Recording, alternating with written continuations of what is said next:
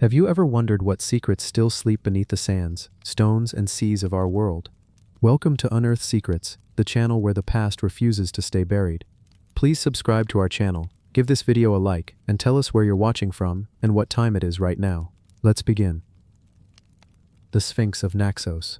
High above the sacred island of Delos, where the sea winds carried the salt of the Aegean and the sun painted the marble stones gold, there once stood a figure so mysterious, so commanding, that travelers from distant shores paused in wonder. It was not a temple, though temples crowded the island.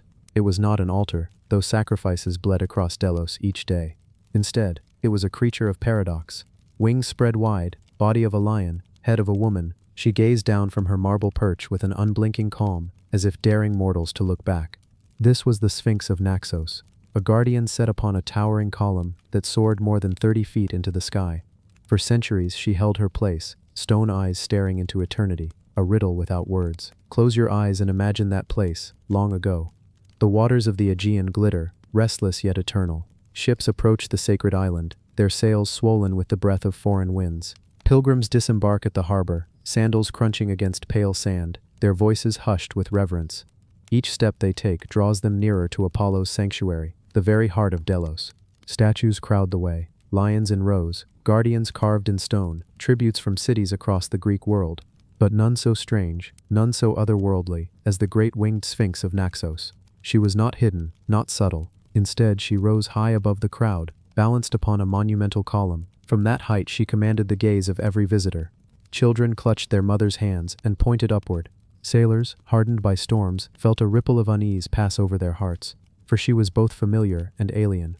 The Greeks knew lions, they knew women, they knew wings of birds, but when these three were bound together, the result was uncanny. The Sphinx was beauty and danger, serenity and threat. Her wings promised flight, but her claws promised death, and her gaze, yes, her gaze seemed to pierce into the secret thoughts of men. The people of Naxos, the wealthy islanders who had raised her, intended her as a gift. Delos was the sanctuary of Apollo, god of light and prophecy, and the Sphinx was their offering, a guardian to stand among gods. She was hewn from Naxian marble, the whitest and most luminous stone in the Aegean. Under the sun it glowed, a brilliance unmatched by darker marbles. Imagine the hands of sculptors shaping her. Chisels rang out, echoing across quarries and workshops. Dust gathered like snow. Slowly, her face emerged from the stone, her hair curled in rigid braids, her lips pressed into the faintest smile. Each feather of her wings was carved with precision. Her lion's body was tensed, as if she might spring from her perch at any moment. She was made not only to be seen, but to unsettle. That was the power of the Sphinx, beauty that masked danger, serenity that whispered of riddles. The Greeks did not invent the Sphinx. She came from older worlds, from Egypt and Mesopotamia, where creatures part human, part beast, had long guarded gates and tombs. In Egypt, sphinxes lined the avenues of temples, their faces stern, their bodies crouched in endless watch. But the Greek imagination twisted her into something new. In Greek myth, the Sphinx was no silent guardian. She was a devourer of men, a riddler who trapped her victims with words before tearing them apart. To meet her was to risk annihilation, unless your mind proved sharper than her claws. On Delos, however, the Sphinx of Naxos seemed more ambiguous. Was she a protector, gazing outward over Apollo's sanctuary? Or was she a warning, reminding mortals of the thin line between reverence and arrogance? The pilgrims who passed beneath her column may have wondered, though none dared speak aloud their unease. They lowered their eyes, hurried their steps, and pressed onward toward the altar of Apollo. But pause with me, if only for a moment. Imagine standing there as the sun sinks low and the marble glows with a softer, rosier light. Shadows lengthen across the sacred way. The lions of Delos stretch like a frozen pride, their stone eyes staring east. And above them all, wings wide and hair bound, the Sphinx waits in silence. She does not ask her riddle aloud, yet you feel it pressing in your mind. Who are you, traveler? Why have you come? Do you think the gods will bless you or test you? What secrets do you carry, hidden in your chest like coals waiting to burn? The Sphinx does not move, but you feel as though she knows. Centuries passed, and still she stood. Generations of pilgrims walked beneath her. Empires rose and fell. The Athenians came, bearing their own tributes. The Ionians, the Dorians, the Cycladians, all left offerings on Delos. But the Sphinx, she remained. Storms lashed her wings. Salt winds gnawed at her marble feathers, yet she endured. Sailors steered their ships by her silhouette against the sky. Priests recited hymns beneath her watch. Children whispered tales that her eyes would glow when the moon rose high, or that she could take flight in the darkest nights, circling the island like a guardian bird. The myths that clustered around her thickened with time. Some said she had once perched in Thebes, tormenting men with riddles until Oedipus solved her puzzle. Others claimed she was a twin to that Sphinx, a sister spared from destruction, brought here instead to guard the house of Apollo. Some murmured that she was not carved at all, but born of the gods, frozen in marble only to conceal her true nature. Travelers from foreign lands, unfamiliar with Greek myth, asked her name. The priests of Delos smiled faintly and said only, "She is the gift of Naxos, the winged guardian of the god." And yet, even as centuries slipped into centuries, the island shifted. The sanctuary of Apollo fell quiet. Rome came, and with Rome came other gods, other powers. Delos declined, its harbors silting, its glory fading. The lions weathered into ruin, temples cracked, columns fell, and still the Sphinx, broken but enduring, remained perched upon her column, staring into emptiness. Today, she resides not upon Delos but within a museum, sheltered from wind and rain. Yet even there, under soft artificial light, she holds her strange power. Stand before her and you feel the same unease that pilgrims once felt. Her wings are chipped, her gaze dulled, but her silence remains profound. She does not speak, yet she questions. She does not move, yet she commands attention. In dreams, perhaps, the Sphinx of Naxos still perches upon her high column, looking down at pilgrims with a gaze that pierces the centuries. In dreams, the sea still murmurs at the shore of Delos, and the marble glows under the Aegean sun. And in those dreams, as you walk beneath her wings, you feel the weight of the riddle you will never hear, and never answer, yet somehow understand. The riddle is not spoken aloud. It is not carved in stone. It is simply the mystery of time itself. What survives, and why? Why does one stone crumble, while another endures? Why does one myth fade, while another remains to haunt us? The Sphinx does not tell, she only watches, and in her silence, she holds the answer. So rest now, under her wings. The winds of the Aegean grow gentle, the shadows of the lions stretch across the sacred way, and high above the Sphinx keeps her eternal vigil.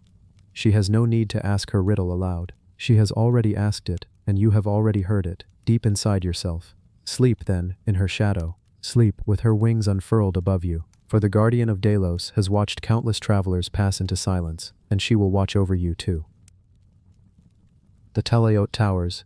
In the scattered heart of the Balearic Islands, surrounded by the gentle waters of the Mediterranean Sea, stand a series of silent giants. They are not mountains, nor are they natural stones. They are towers. Massive, circular stone structures rising stubbornly against the winds of time. The locals call them Talaiots, their name taken from the Catalan word for watchtower. But the truth is, no one truly knows what they were meant for. Some lean against the horizon in quiet collapse, their boulders loosened and softened by centuries of sun and rain. Others still stand firm, their strange, round walls layered with stone upon stone, as though built with an ancient patience we can only imagine. They are prehistoric, older than most cities, older than most languages. The builders left no written words, no guide, no story carved into the stone. All they left were the towers themselves. Were they fortresses? Were they sacred? Did they mark the land like silent sentinels? Or did they serve a purpose so ordinary to the ancient world, so woven into their daily lives, that no one bothered to explain it? Tonight, as we drift slowly into this mystery, let us walk among them. Let us imagine the lives of those who stacked these stones, and the world they moved through. Let us stand before the Talaiot Towers, structures of purpose unknown, yet presence undeniable. The story of the Talaiots begins around 1000 BC, on the island of Majorca and its neighbor Minorca. The people who lived here were prehistoric islanders, descendants of early settlers who had crossed the sea long before. They were farmers, shepherds, hunters, and gatherers, living in stone villages with circular houses and simple tools. But at some point in their story, their culture shifted. They began to build bigger, heavier, stranger. And so the Talaiots were born. To see one today is to stand before an enigma. Each tower is built from huge, uncut stones, stacked carefully, layer by layer, until they form thick, round walls. Some are 10 meters across. Some rise nearly as tall as a modern building's third story. Many are hollow, with interior chambers that open into the dark. Others are solid, as though the builders wanted nothing more than a mass of stone. From above, their circular shapes are unmistakable, like stone beacons, or anchors holding the landscape in place. Some stand alone, solitary and brooding. Others rise at the heart of prehistoric settlements, their presence suggesting authority, protection, or perhaps ceremony. But here is where the silence begins. Archaeologists have found pottery nearby, Bones, tools, and traces of ancient hearths, they have mapped settlements and uncovered pathways, yet the true function of the Talaiot remains hidden. Were they temples, grain stores, defensive towers against unknown enemies, or were they monuments of community identity? A way for these early islanders to say, "We are here, and this land is ours." The theories continue, the answers do not. Picture yourself now walking through one of these villages. The Mediterranean sun is lowering, softening the sky into long streaks of orange and violet. A warm breeze carries the smell of herbs and salt water. Around you, round stone houses lean inward, their walls cool and strong, and ahead of you, dominating the space, is the Talaiot. Its stones are massive, each one the size of a person, if not larger. They have been lifted and set without mortar, balanced by sheer calculation and will. The tower hums with silence, as though holding in all the voices that once moved around it. Inside, the air is cooler, dimmer. Shadows stretch into corners where sunlight dares not enter. You feel the weight of the stones above you, and you cannot help but wonder, why was this built, and for whom? The villagers move easily around it, children playing at its base, women carrying water past its shadow, men sharpening tools in its presence. For them, perhaps, the Talaiot is ordinary, a fixture. For you, arriving across time, it is a riddle. Archaeologists have studied the Talaiot for generations. They compare them to other megalithic structures across Europe, the Nuraghi of Sardinia, the round towers of Ireland, the dolmens of Brittany. There are similarities, yes, but also profound differences. The Nuraghi, for example, seem clearly defensive, with spiral staircases and commanding views. The Talaiot are less clear. Some scholars suggest they were lookout towers, built to guard over valleys and coastlines. Indeed, many are placed on rises of land with wide visibility, yet others are built deep in settlements, hidden from the horizon. A watchtower, but for what? Others propose ritual. Perhaps they were sacred sites, places where offerings were left to spirits or gods. Bones of animals have been found near certain Talaiot, hinting at feasts or ceremonies. Some are aligned with celestial paths, suggesting an astronomical role.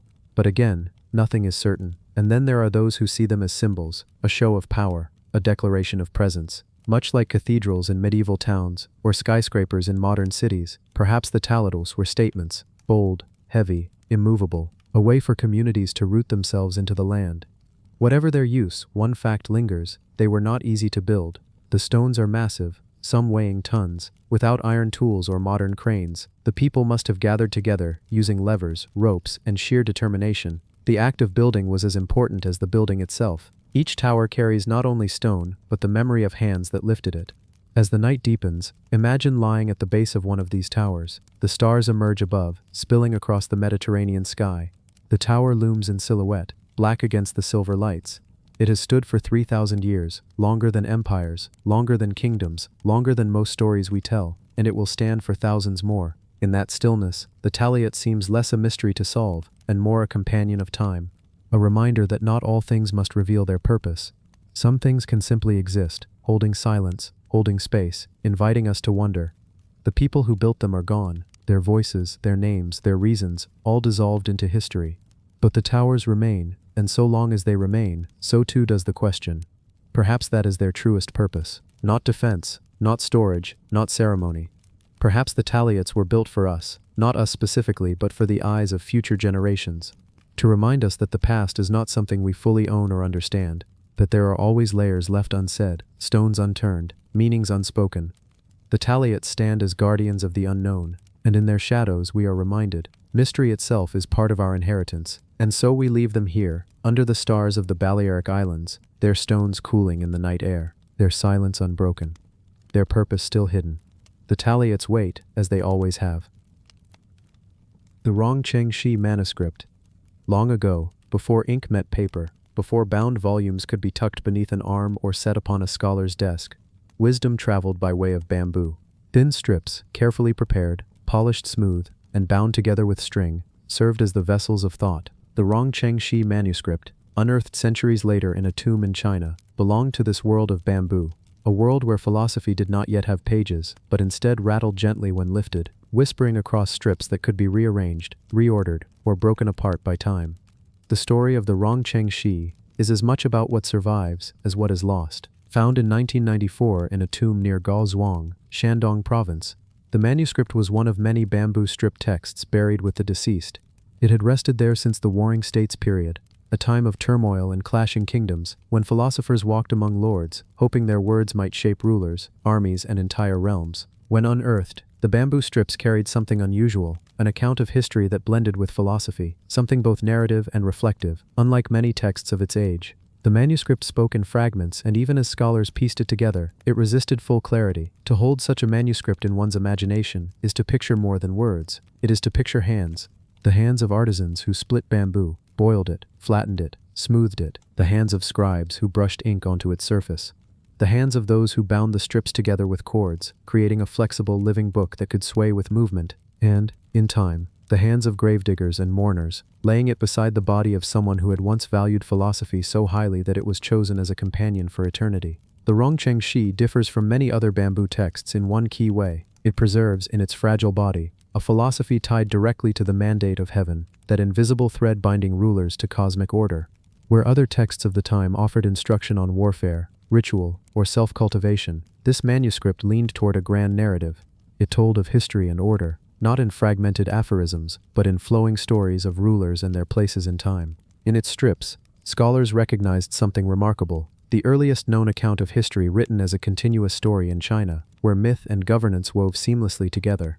Imagine the tomb where it slept. Dark, silent, sealed against the world. Wooden beams long since rotted, lacquered vessels dulled, bones resting in stillness, and among them the bamboo strips. Fragile, nearly weightless, yet heavy with meaning. Time should have erased them entirely, but instead, they endured in silence, waiting to be found. When sunlight first touched them again, centuries had already passed. What was lifted from the earth was not simply a manuscript, but a conversation across time between a forgotten philosopher and the modern world, between a lost age and the present. To appreciate it, one must drift into the world it came from, the Warring States, roughly the 5th to 3rd centuries BCE. Imagine a land divided into competing kingdoms: Chu, Qi, Yan, Han, Zhao, Wei, Qin. Each vied for dominance, each sought counsel from philosophers, and each tried to cloak itself in legitimacy by invoking heaven's will. This was an age of wandering scholars: Confucians urging moral order and ritual, Mohists calling for universal love and frugality, legalists urging strict laws and punishments, Taoists speaking softly of harmony and natural flow. Into this mix belonged the author or compiler of the Rongcheng Shi. Unlike Confucius, who taught of proper roles and duties, or Laozi, who retreated into the mystery of the Tao, the author of this manuscript reached backward into myth and history, weaving them into a tapestry of meaning. The text opens, as reconstructed, with the earliest of rulers, sage kings like Yao and Shun. Those figures who seemed to straddle the line between myth and flesh. They were not presented merely as legends, but as exemplars, demonstrating how cosmic mandate could be carried in human form. Through them, the manuscript argued for the necessity of continuity, legitimacy, and moral order across generations. Picture, if you will, the scene of its writing. A scholar sits in lamplight, perhaps in a lord's study, perhaps in his own humble quarters. He holds a brush cut from bamboo or reed, dips it into ink made of soot and water, and bends over a thin strip of polished bamboo. His strokes are careful, deliberate, curved yet disciplined. Each character carries not only meaning but rhythm. A single strip may contain only a few dozen characters, but a manuscript could run into hundreds of strips, bound together, rolled, carried, opened like a curtain of words. Writing was a slow act, but philosophy was slower still, ripening in thought before ever meeting the brush. The Rongcheng Shi offered not just history, but a worldview. It spoke of rulers not as tyrants or opportunists, but as stewards of cosmic balance. It offered the suggestion that history itself was proof of heaven's mandate, that the succession of wise kings, each chosen for virtue, was evidence of a larger order. Unlike later dynastic histories that recorded battles and decrees, this text leaned toward moral narrative. Rulers were remembered not for conquest alone, but for embodying the rightness of heaven. To read it is to hear a whisper of a vanished way of thinking. For the Warring States was not only a time of conflict, but also of philosophy in bloom. The Rongcheng Shi shares this bloom, yet its fragrance is slightly different, less pragmatic than legalism, less ritual-bound than Confucianism, less mystical than Taoism. It occupies a liminal space, halfway between history and philosophy, as if the author sought to anchor lofty ideas in the lives of rulers, to persuade not with argument alone but with story. When modern scholars pieced the bamboo strips together, they faced not only gaps and cracks, but uncertainty of order. Bamboo manuscripts could fall apart easily, and cords binding them often decayed. To reconstruct one is to play a puzzle with no image on the box. Yet as strips were aligned, a vision emerged, a continuous record from ancient sage kings down through early dynasties, each ruler flowing into the next, each reign tied into a broader meaning. The manuscript, in its fragile survival, gave voice to a memory of China's earliest past that had been silent for millennia. But why was it buried? Why, among the goods chosen for the tomb, was this manuscript laid beside the deceased? Perhaps its owner believed philosophy could guide him even in death. Perhaps the text was a treasure, a possession so valued it could not be left behind. Or perhaps it was symbolic, a gesture that the wisdom of sages was a fitting companion for eternity.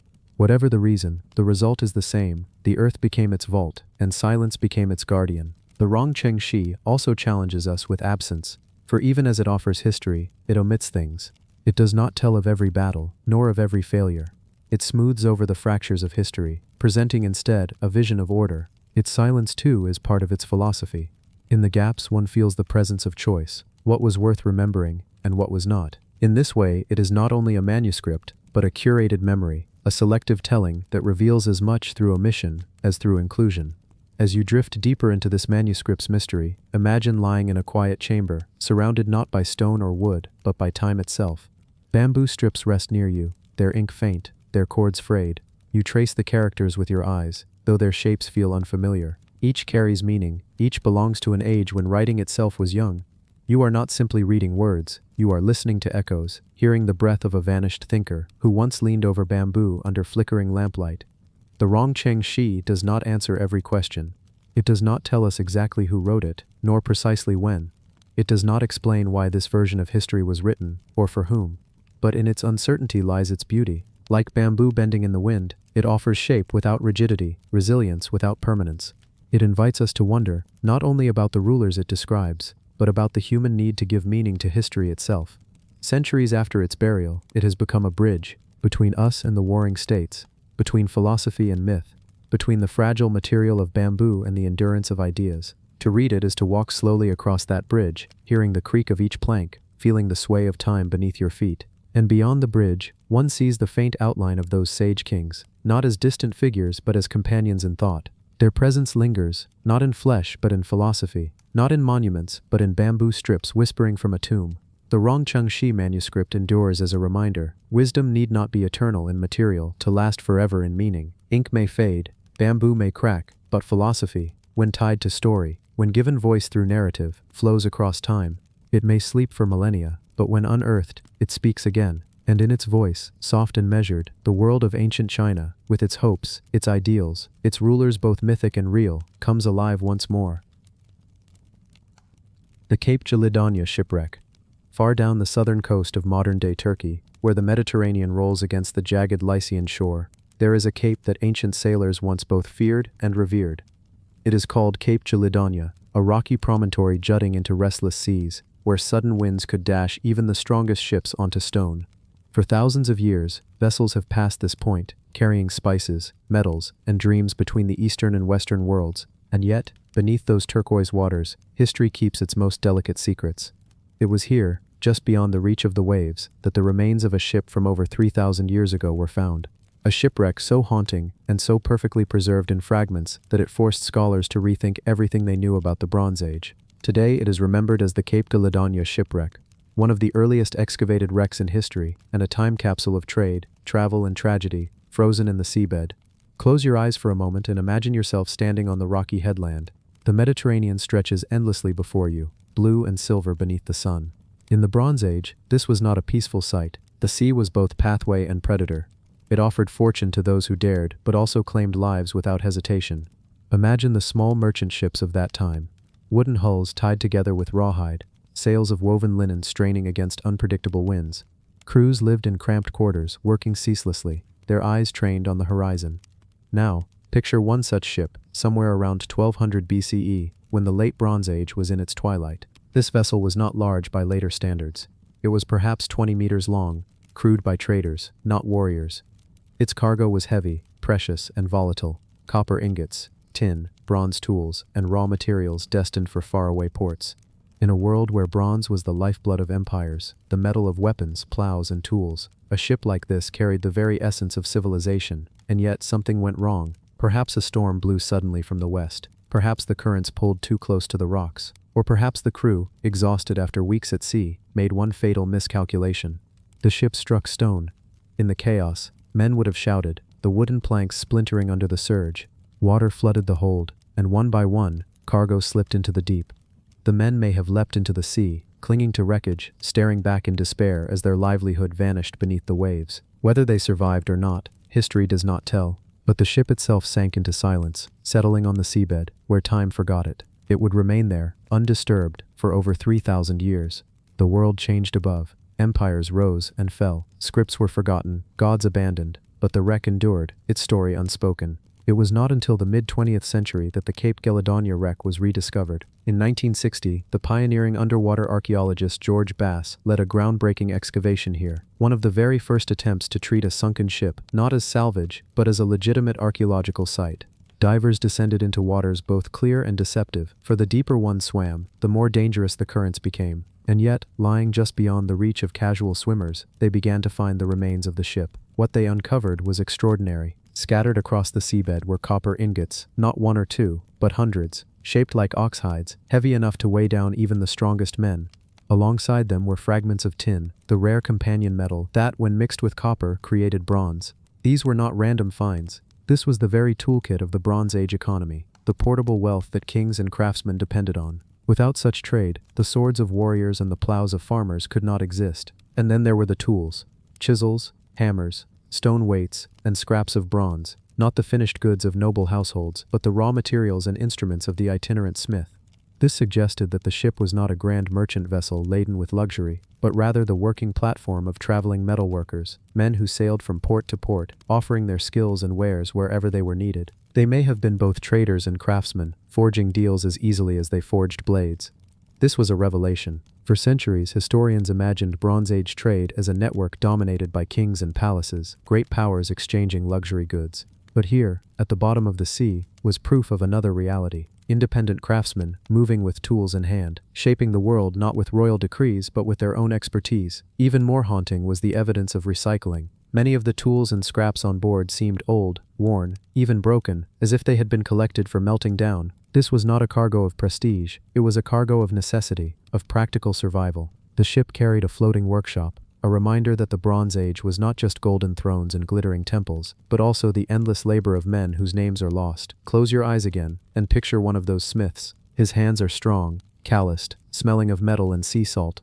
He knows how to melt copper until it runs like fire, how to mix tin until it hardens into bronze, how to sharpen an edge until it can cut cleanly through wood or flesh. He has no palace, no servants. His wealth is measured in tools, in skill, in the trust of those who need his craft. On this ship he shares cramped space with his companions, sleeps on planks that creak with the waves, eats salted fish and barley bread. He is no king, but without him, kings would have no weapons, no ornaments, no power.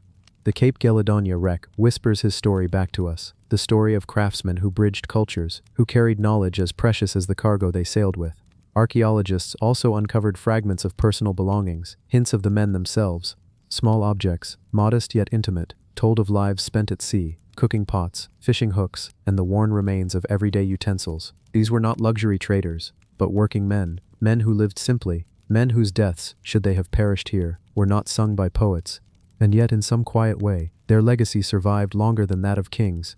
To stand before the artifacts of Cape Gelidonya today is to feel both awe and sorrow. Awe at the reach of Bronze Age trade, at the courage of men who dared the seas with fragile ships. Sorrow at the fragility of their lives, at the wreckage of dreams that ended in one violent crash against stone. And yet this sorrow is softened by the knowledge that, through accident, their world has been preserved for us. Because of this wreck, we glimpse a broader tapestry of the ancient world. We see not just the palaces of Egypt or the citadels of Mycenae, but the small mobile workshops that link them all together. We understand that the Bronze Age was not merely a time of heroes and kings, but of countless unnamed craftsmen who moved quietly across borders, their lives carried by the rhythm of the waves. And as you drift deeper into thought, or perhaps into sleep, imagine the ship once more, the sun setting over the Mediterranean, the water turning gold, the sail creaking in the wind, the crew tired, but hopeful, watching the stars for guidance. They do not yet know that fate waits at Cape Gelidonya. They do not know that the rocks will claim them. All they know is the sound of the sea, the smell of copper, the weight of tools beside them, and then silence, as the world shifts and they vanish into history. The ship rests still, beneath the waves, A burial not of kings but of workers, a grave not of stone but of salt water and sand, and though their names are lost, their story endures. In the copper ingots that gleam faintly in the dark, in the tools scattered across the seabed, in the silence of a Bronze Age vessel frozen forever in the deep. The pyramid texts of Unas, high above the desert sands, where the golden horizon shimmers with the rising sun, stands the ancient necropolis of Saqqara. This place is older than most cities still alive in the world today. Here, among stone mastabas and great monuments, lies a pyramid that looks small compared to the towering wonders that would follow it. Its sides are low, its limestone casing worn away long ago. To the untrained eye, it might seem modest, even unimpressive, and yet, hidden inside this pyramid is something far greater than stone. Something that whispers across 4,000 years. Inside lies the first written spells of the afterlife, the pyramid texts of Unas. This pyramid, belonging to Pharaoh Unas, last ruler of Egypt's 5th dynasty, was built in the 24th century BCE. By then, pyramids were no longer the colossal projects of Giza. The resources of the kingdom had changed, and rulers chose smaller structures, but Unas, though modest in his architecture, would do something extraordinary. He ordered the walls of his pyramid chambers to be inscribed with long texts, magical incantations, hymns and ritual spells, meant to guide him into the afterlife. They are the earliest religious writings we know, carved in sharp hieroglyphs on stone walls deep in the darkness. Imagine descending into the pyramid. The air is heavy, filled with silence. The narrow corridor slopes down, worn smooth by centuries. Torches flicker, and on the walls, in the dancing light, hieroglyphs seem to shift and move. These are not just decorations, they are words of power, words that the Egyptians believed had magic in their very sound and form. Every curve of the reed symbol, every shape of the falcon or scarab, was alive with sacred energy. Inside the burial chamber, the texts stretch across the walls in perfect vertical lines. They are not written for the living, they are written for a king making his way into eternity. They are instructions, prayers, invocations, and protections. Collectively, they form what we call today the pyramid texts. The Egyptians believed that death was not an end, but a dangerous journey. When Unas died, he was not expected to simply rest. He had to travel through the underworld, face enemies, pass tests, and join the gods among the stars. The pyramid texts gave him the map. They gave him the words to speak, the spells to summon help, and the power to transform. Without them, the journey would be perilous. With them, he would be eternal. One spell calls on the sky goddess Nut to lift Unas to heaven. Another instructs his soul to mount the ladder of the gods. Another protects him from snakes, crocodiles, and hostile spirits. Still others transform him into a falcon, a lotus, a heron, a swallow, shapes that allow the soul to travel freely. The imagery is vivid, almost dreamlike. Unas is a star undying, who dwells among the imperishable ones, one text declares. And perhaps the most haunting of all is the imagery of Unas consuming the gods. In a set of texts known as the Cannibal Hymn, Unas is described as eating the flesh of the gods, devouring their powers, and absorbing their divine essence. He eats their magic, swallows their hearts, and drinks their blood. It is violent, even shocking, but to the Egyptians it meant something profound, that Unas was becoming one with the divine, absorbing eternity itself. By consuming the gods, he transcended mortality. These words are not myths in the way we think of myths today. To the Egyptians, they were real. Spoken aloud by priests, recited in ritual, inscribed in stone, they worked as incantations. The pyramid texts were not written for people to read casually. They were performative magic. Without them, Unas's soul could be lost forever. The walls of the pyramid are covered with hundreds of these spells. They guide the soul out of the tomb, past guardians, through gates, across rivers, and into the light of the eternal sky.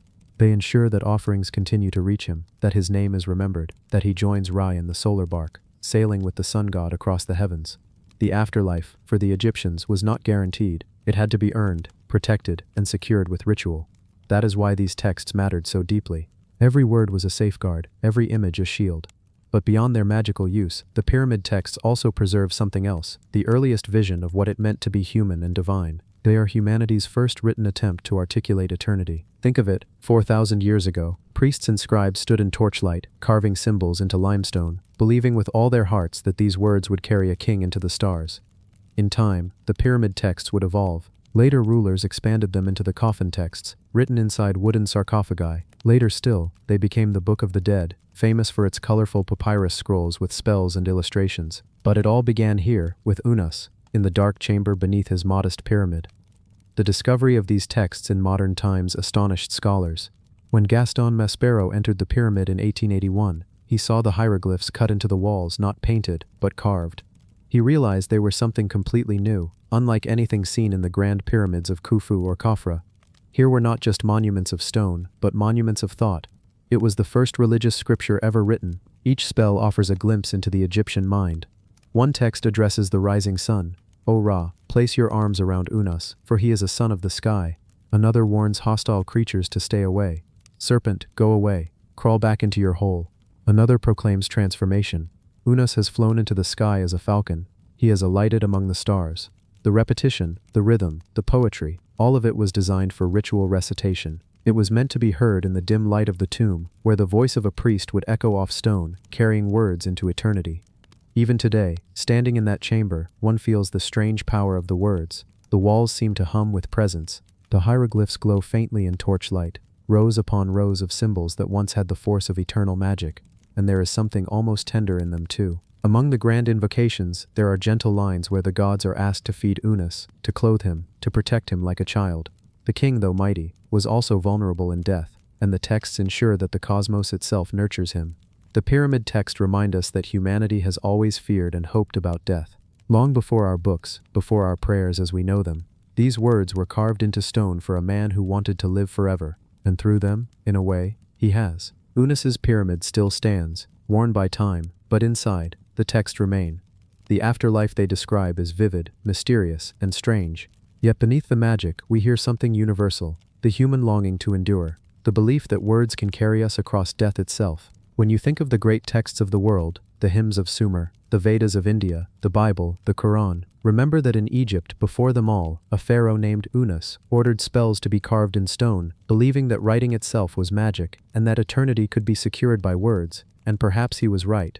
For though Unas died more than 40 centuries ago, his voice still lingers in the pyramid texts. His words, his hopes, his fears, and his journey are still here, inscribed in the quiet stone chambers of Saqqara, a message for eternity, whispered through hieroglyphs, still alive in the silence of the desert night. The Midas Tumulus. Close your eyes and picture the heart of ancient Anatolia, in what is today central Turkey. The land here rolls in wide plains, ringed by mountains that stand like silent witnesses to thousands of years of history. The soil is dry, the grass golden under the sun, and scattered across this rugged landscape rise mysterious mounds, vast earthen domes, swelling gently against the horizon.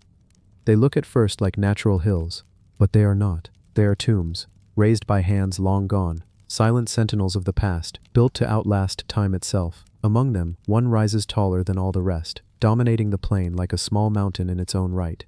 This is the tumulus of Midas, sometimes called the Midas Mound, a burial raised by the ancient Phrygians for their king, perhaps even for the legendary Midas himself. The mound towers nearly 50 meters high, higher than a 15-story building, and spreads over 300 meters in diameter. Beneath its vast weight of stone and earth lies a timber chamber, carefully hidden and sealed, where the dead were laid to rest nearly 2,700 years ago. But before we step down into that chamber, before we let our minds imagine the darkness under the tumulus, we must wander first into the world of the Phrygians, the people who built it, the people who remembered a king named Midas. The Phrygians were not the most famous of the ancient peoples. They lived in the shadow of mightier empires, the Assyrians, the Hittites before them, and later the Persians who would conquer Anatolia. Yet, for a brief time, Phrygia flourished. Their lands stretched across central Turkey, their herds grazed the highlands, and their capital Gordium became a city of both power and myth. It was here that the mound of Midas was raised, and it was here too that stories were born. Stories that still echo today. You've likely heard of Midas. His name lingers in legend, more familiar perhaps than the empire he ruled. The Greeks told tales of him, tales that grew as they traveled across seas and centuries. In one he is cursed with the golden touch, a gift that turns to tragedy when even his food and drink solidify into lifeless metal. In another, he is mocked with donkey's ears, punishment for choosing one god's music over another's. But behind these legends lies the shadow of a real man, a king who lived and ruled in the 8th century BCE, a king powerful enough that even the mighty Assyrians recorded his name, writing it in their cuneiform as Mita of Mushki. He forged alliances, commanded armies, and built monuments that still survive. And when he died, his people gave him a tomb like no other. Imagine the scene. The Phrygian mourners gathered. They brought timbers, giant logs of juniper, pine, and cedar, and built a chamber deep into the ground, an intricate box of wood large enough to house the body of their king. Inside, they laid him down, stretched upon a wooden bier. Around him they placed offerings, bronze cauldrons, wooden furniture, pottery, and carved objects. The chamber was not empty, but filled with goods of both daily and ceremonial life. Then they covered him. Layer upon layer, they piled stones, soil, and earth, until the chamber vanished beneath a rising mound. Higher and higher it grew, until it loomed across the landscape, its summit reaching into the sky.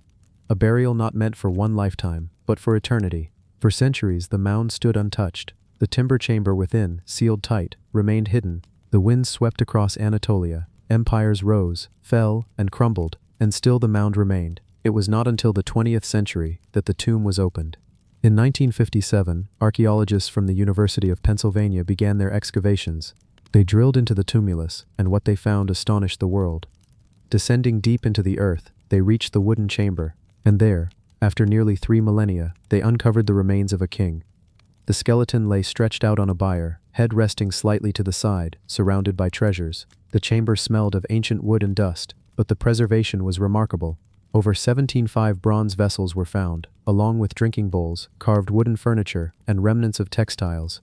Many of the vessels bore the dark green patina of age, their surfaces still echoing the gleam of ceremonies long past. Food offerings, too, had survived in fragments, remnants of a grand funerary feast, where mourners had once gathered to honor their ruler. Scholars even attempted to analyze these remains, detecting traces of a barley-based drink mixed with honey and spices, something between beer and mead. This was not a burial of silence. It was a burial of ritual, of feasting, of memory. The identity of the body still invites debate. Some believe it was indeed King Midas, the very ruler remembered in Greek legend. Others suggest it may have been his father, Gordios, from whom the city of Gordium took its name. The radiocarbon dating places the burial around 740 BCE, a generation before Midas's height of power according to Assyrian records. If so, perhaps it was not Midas who lay in the tomb, but the king who raised him, the one whose death cleared the path for his reign. And yet the people called the mound the Midas Tumulus, perhaps because in memory, in song, in myth, the lines blurred. The mound became his, whether his bones lay within it or not. The structure of the chamber itself is astonishing. Made of massive timbers, it remains the oldest known wooden structure still standing in the world, preserved by the weight of earth above it. Each log was carefully fitted, forming walls that rise 4 meters high. The craftsmanship speaks of skill, of a people who knew how to build not only for the living, but for the dead. Above it all, the mound itself rises, hundreds of thousands of tons of earth, heaped by human hands. The labor it required boggles the mind. Thousands of workers must have carried soil basket by basket, stone by stone, until the king was forever entombed. And yet, even this monumental effort could not keep time at bay. When archaeologists examined the body, they found signs of age and frailty. The skeleton belonged to a man who had lived beyond 60 years, a rare span in that era. His bones bore the wear of years, his stature tall, nearly 6 feet in height, impressive for his time. Whoever he was a man of consequence, of power, of reverence. Close your eyes again, and picture the mound at night, the stars wheeling above, the plains stretching into silence, the tumulus rising like a dark hill against the sky. Imagine the villagers who lived nearby centuries later, looking at that hill, and whispering tales of the king beneath it. Imagine travelers on horseback, cresting the horizon, pausing to wonder at the mound's size and secrecy. Every great tomb gathers myths around it, and the Midas Tumulus is no different. For some, it was proof of the Greek stories of Midas and his golden touch. For others, it was a mystery, a hill raised for reasons lost. Today you can still walk up its slope, your feet crunching on gravel and soil as the mound curves beneath you. At the top, the wind whips across the plateau, and the land stretches far. Somewhere beneath your feet, under layers of earth, under stones and timbers, lies a chamber where a king once rested, his body now studied, his treasures displayed in museums, but his memory still held by the tumulus itself. The Midas Tumulus is not simply a grave. It is a reminder of the endurance of memory. It tells us that long before Rome, long before Alexander, long before the Persian Empire, there were kings here who dreamed of eternity, kings whose people moved mountains of earth so that their names would never be forgotten. And though centuries blurred the lines of history and legend, though we may never know with certainty whether the bones belonged to Midas himself, the tumulus achieved what it set out to do. It kept alive the whisper of a king. The mound still stands, the myths still echo, and the name of Midas endures. The Rohri Flint Quarries.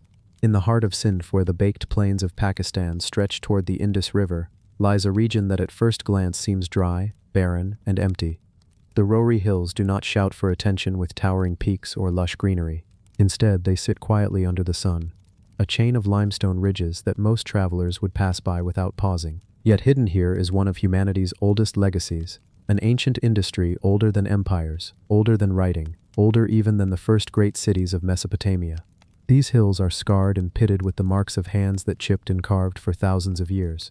They are the Rohri Flint Quarries, the world's oldest known stone mines, where people once worked tirelessly to unearth the material that would shape tools, weapons, and daily life itself. To enter the Rohri landscape in your imagination is to step into a silence broken only by wind.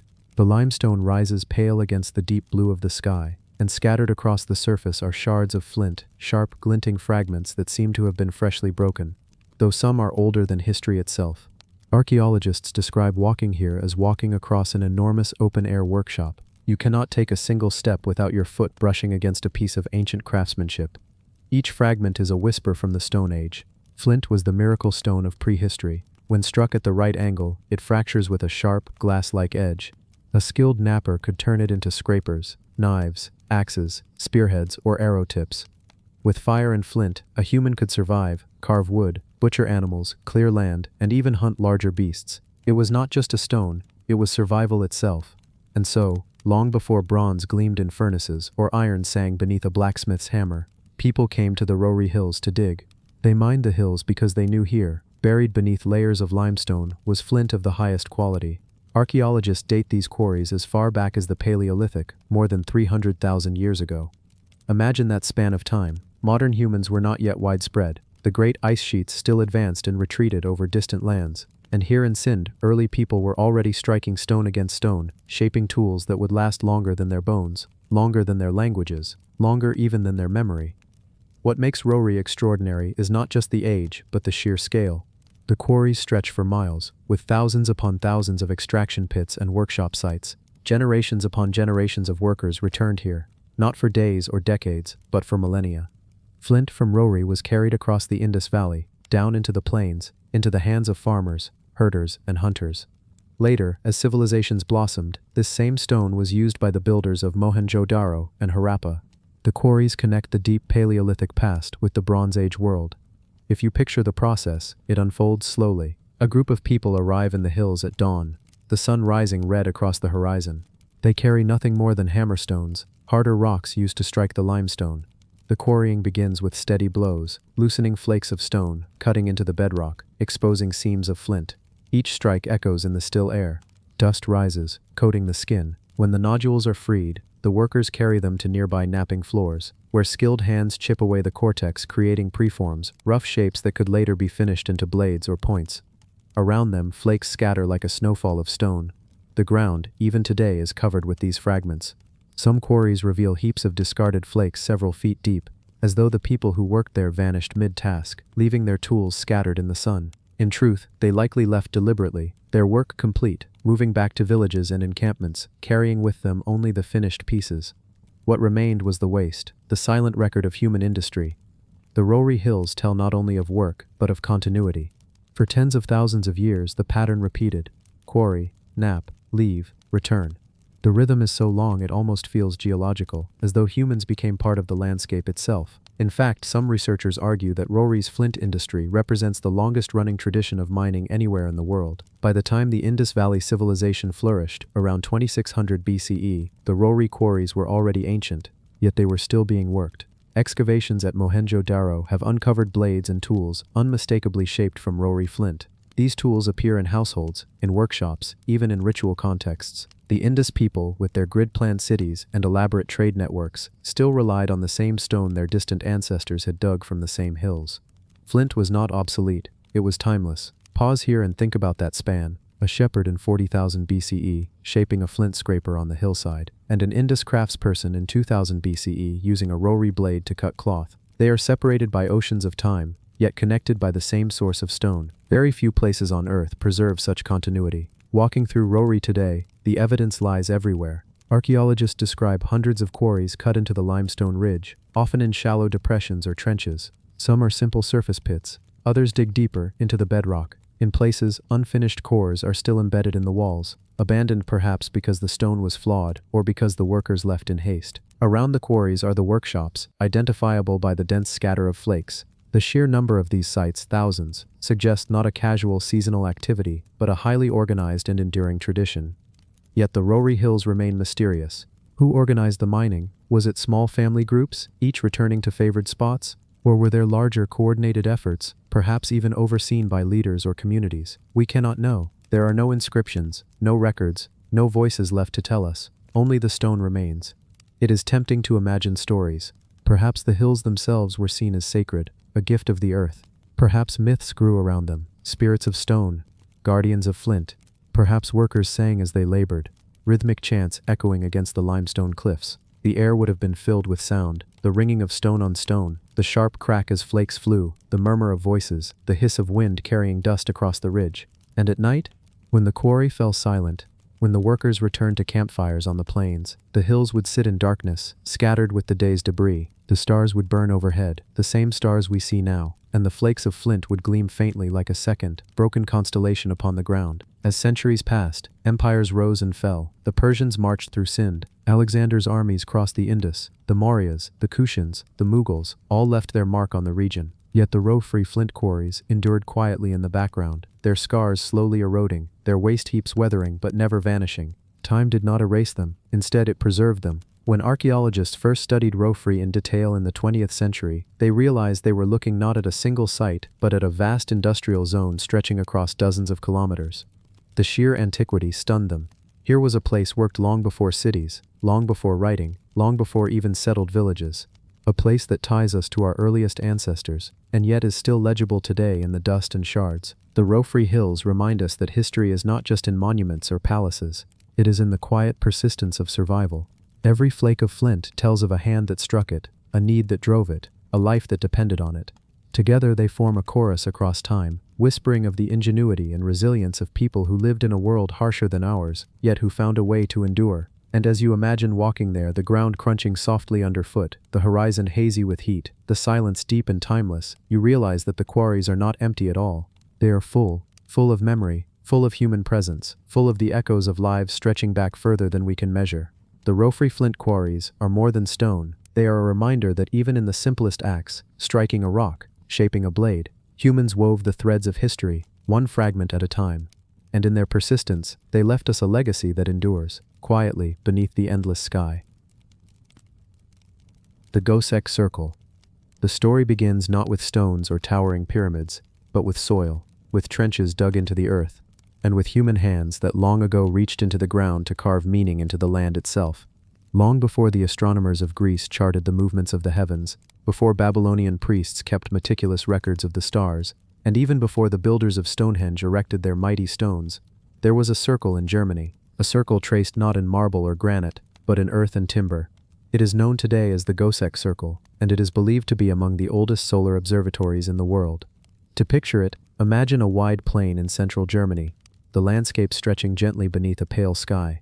Around 7,000 years ago, Neolithic farmers lived here. They tended crops, domesticated animals, and, as their lives depended on the cycles of nature, they began to pay close attention to the rhythms of the sun.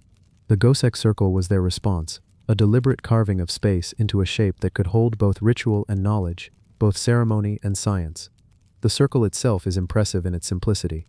From above, it looks like a vast ring etched into the earth, roughly 75 meters in diameter. Around the circle run concentric ditches and palisades, wooden posts forming gateways that align with the rising and setting sun at the solstices. This means that on the shortest and longest days of the year, the sun passes perfectly through the gates. The builders, with no written language and no instruments beyond what nature provided, created a calendar anchored in the very ground. But the Goseck Circle is not merely a calendar. It was more than practical utility. Archaeologists believe it was a place where ritual and observation met. Imagine the solstice sunrise in the Neolithic age, villagers gathering in the cold dawn, their breath misting in the air, waiting in silence. And then, as the sun appeared on the horizon, its light streamed through the narrow gateway, a beam cutting across the circle, falling upon the center point. A cosmic drama unfolding, scripted not in books but in earth and sky. It is easy to think of the Neolithic people as primitive, but the Goseck Circle proves otherwise. This was an extraordinary achievement. The alignments show not only close observation of the heavens, but also long-term planning. It would have taken generations of careful watching, of marking shadows, noticing where the sun rose and fell across the horizon. recording these rhythms in memory and tradition, before anyone could carve such a precise observatory. And yet it was not only a tool of measurement. The circle may have been sacred, a liminal space where the human and the divine touched. Excavations suggest that sacrifices were made here, animal bones found in pits, and in some cases, evidence that humans may have been ritually killed. For the builders, this was not science as we know it today, but something more holistic.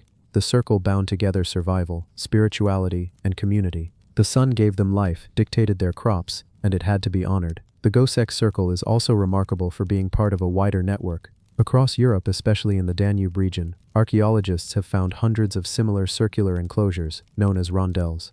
But Goseck is among the best preserved, and perhaps the most precisely aligned to the sun. These rondelles stretch across lands where early farmers spread, carrying with them not only seeds for wheat and barley, but also seeds of knowledge, a way of seeing the cosmos as something that could be ordered, measured, and revered. Think of the effort required. Timber had to be felled, transported, and set upright in the earth. Ditches had to be dug with antler tools and stone implements. The soil had to be carried away, and the posts set in exact positions to create the alignments. This was a communal endeavor, one that would have taken hundreds of people working in unison.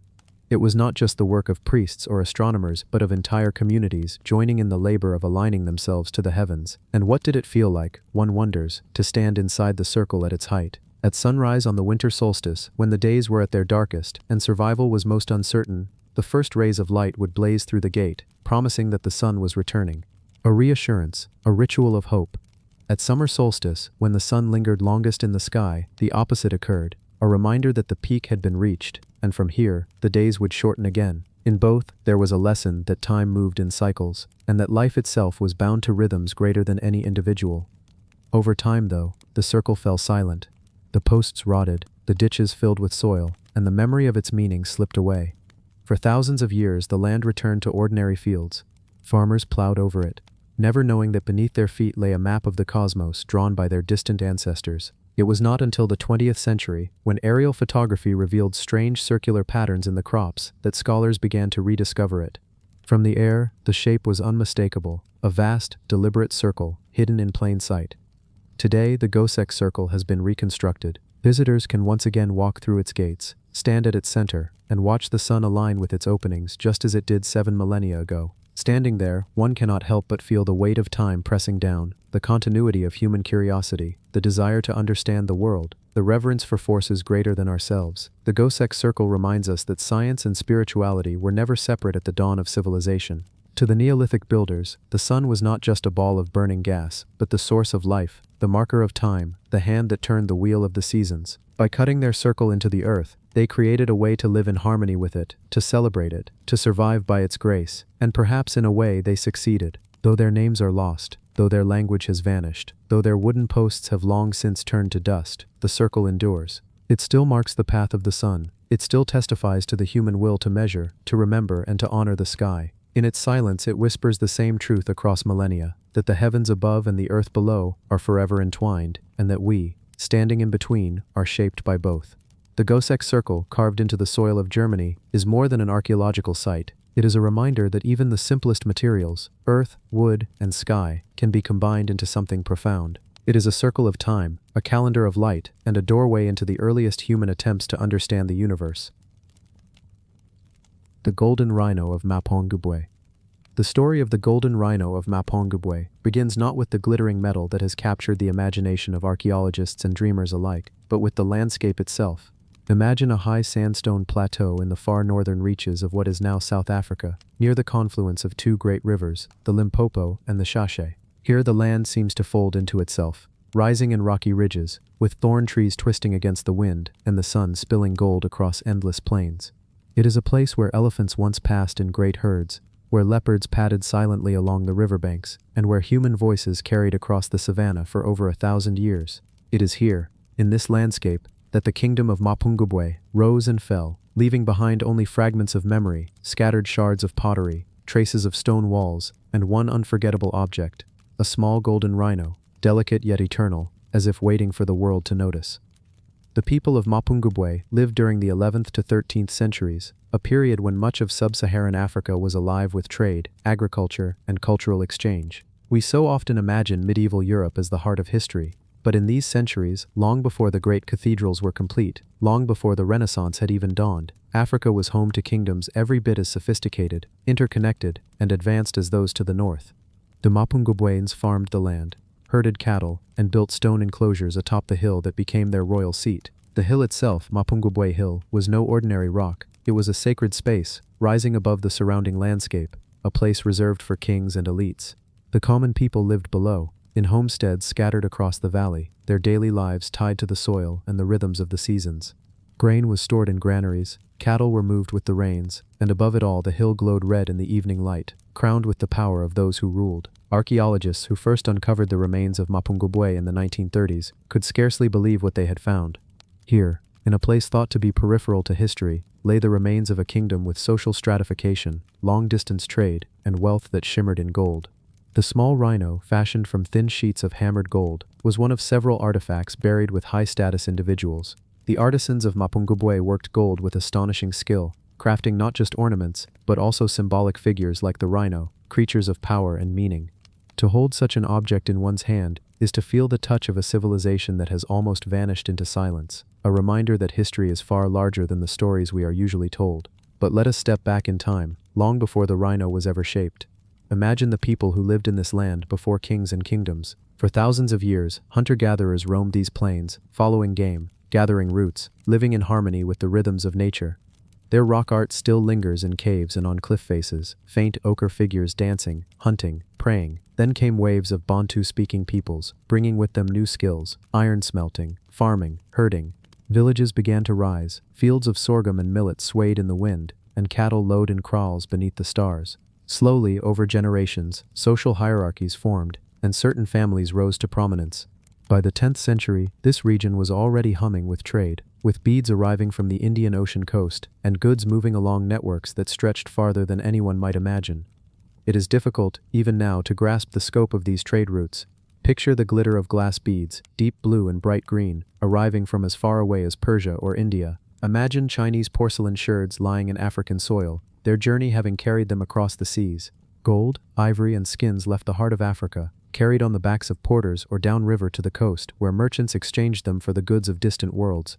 Mapungubwe was not isolated, it was connected, part of an international web of exchange that spanned continents. This alone reshapes our sense of history, reminding us that Africa was never a silent, forgotten land, but a vibrant participant in the global stage. The kingdom itself seems to have emerged in the 11th century, flourishing for nearly 200 years. At its height, it may have had thousands of inhabitants, with the king ruling from his seat atop the sacred hill. The layout of Mapungubwe speaks volumes about its society. The elites lived above, in stone-walled compounds, while the commoners resided below.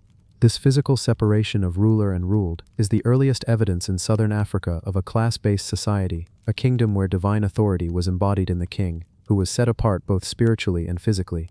From the hill, the ruler could oversee the valley, his position a constant reminder of the hierarchy that structured their world. At the heart of this story lies the golden rhino. Small though it is, the figure carries immense weight. Why a rhino? The rhinoceros was a creature of strength, stubbornness, and survival, a powerful animal of the savannah that demanded respect.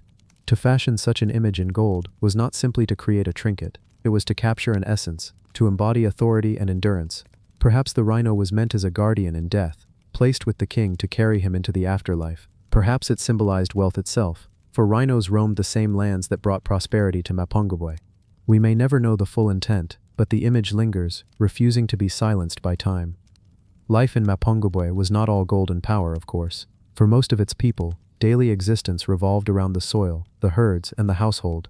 Women ground grain by hand, their stone tools smoothing over centuries of use. Men tended cattle, whose value was not only economic but also spiritual, for cattle were wealth, status, and sustenance all in one. Children played in the dust, their laughter rising with the smoke of evening fires. Music, too, filled the air. Drums, rattles, and voices weaving together in song. In these rhythms we hear echoes of lives lived fully, though now largely forgotten. Archaeological excavations have uncovered not only gold but also pottery, beads, and iron tools, all testaments to the creativity and skill of the Mapungubwe people. The pottery, with its intricate patterns, speaks of artistry as much as utility. The iron tools, otus, spearheads, knives, tell of both farming and defense. For Mapungubwe was not an isolated kingdom of peace. It existed in a landscape where competition for resources and power could not be ignored. Walls and enclosures suggest the need for protection, and oral traditions hint at conflict, though much has been lost to silence. And then, just as it rose, the kingdom of Mapungubwe vanished. By the 13th century, the hilltop was abandoned, its rulers gone, its power shifted elsewhere. Scholars debate the reasons. Perhaps climate change played a role, as evidence suggests a period of drought that made farming and herding more difficult. Perhaps shifting trade routes favored other centers, drawing wealth and influence away. Perhaps internal tensions weakened the kingdom from within. Whatever the cause, the silence fell quickly. Mapungubwe was forgotten, its hill left to the winds and the birds, its treasures buried with the dead.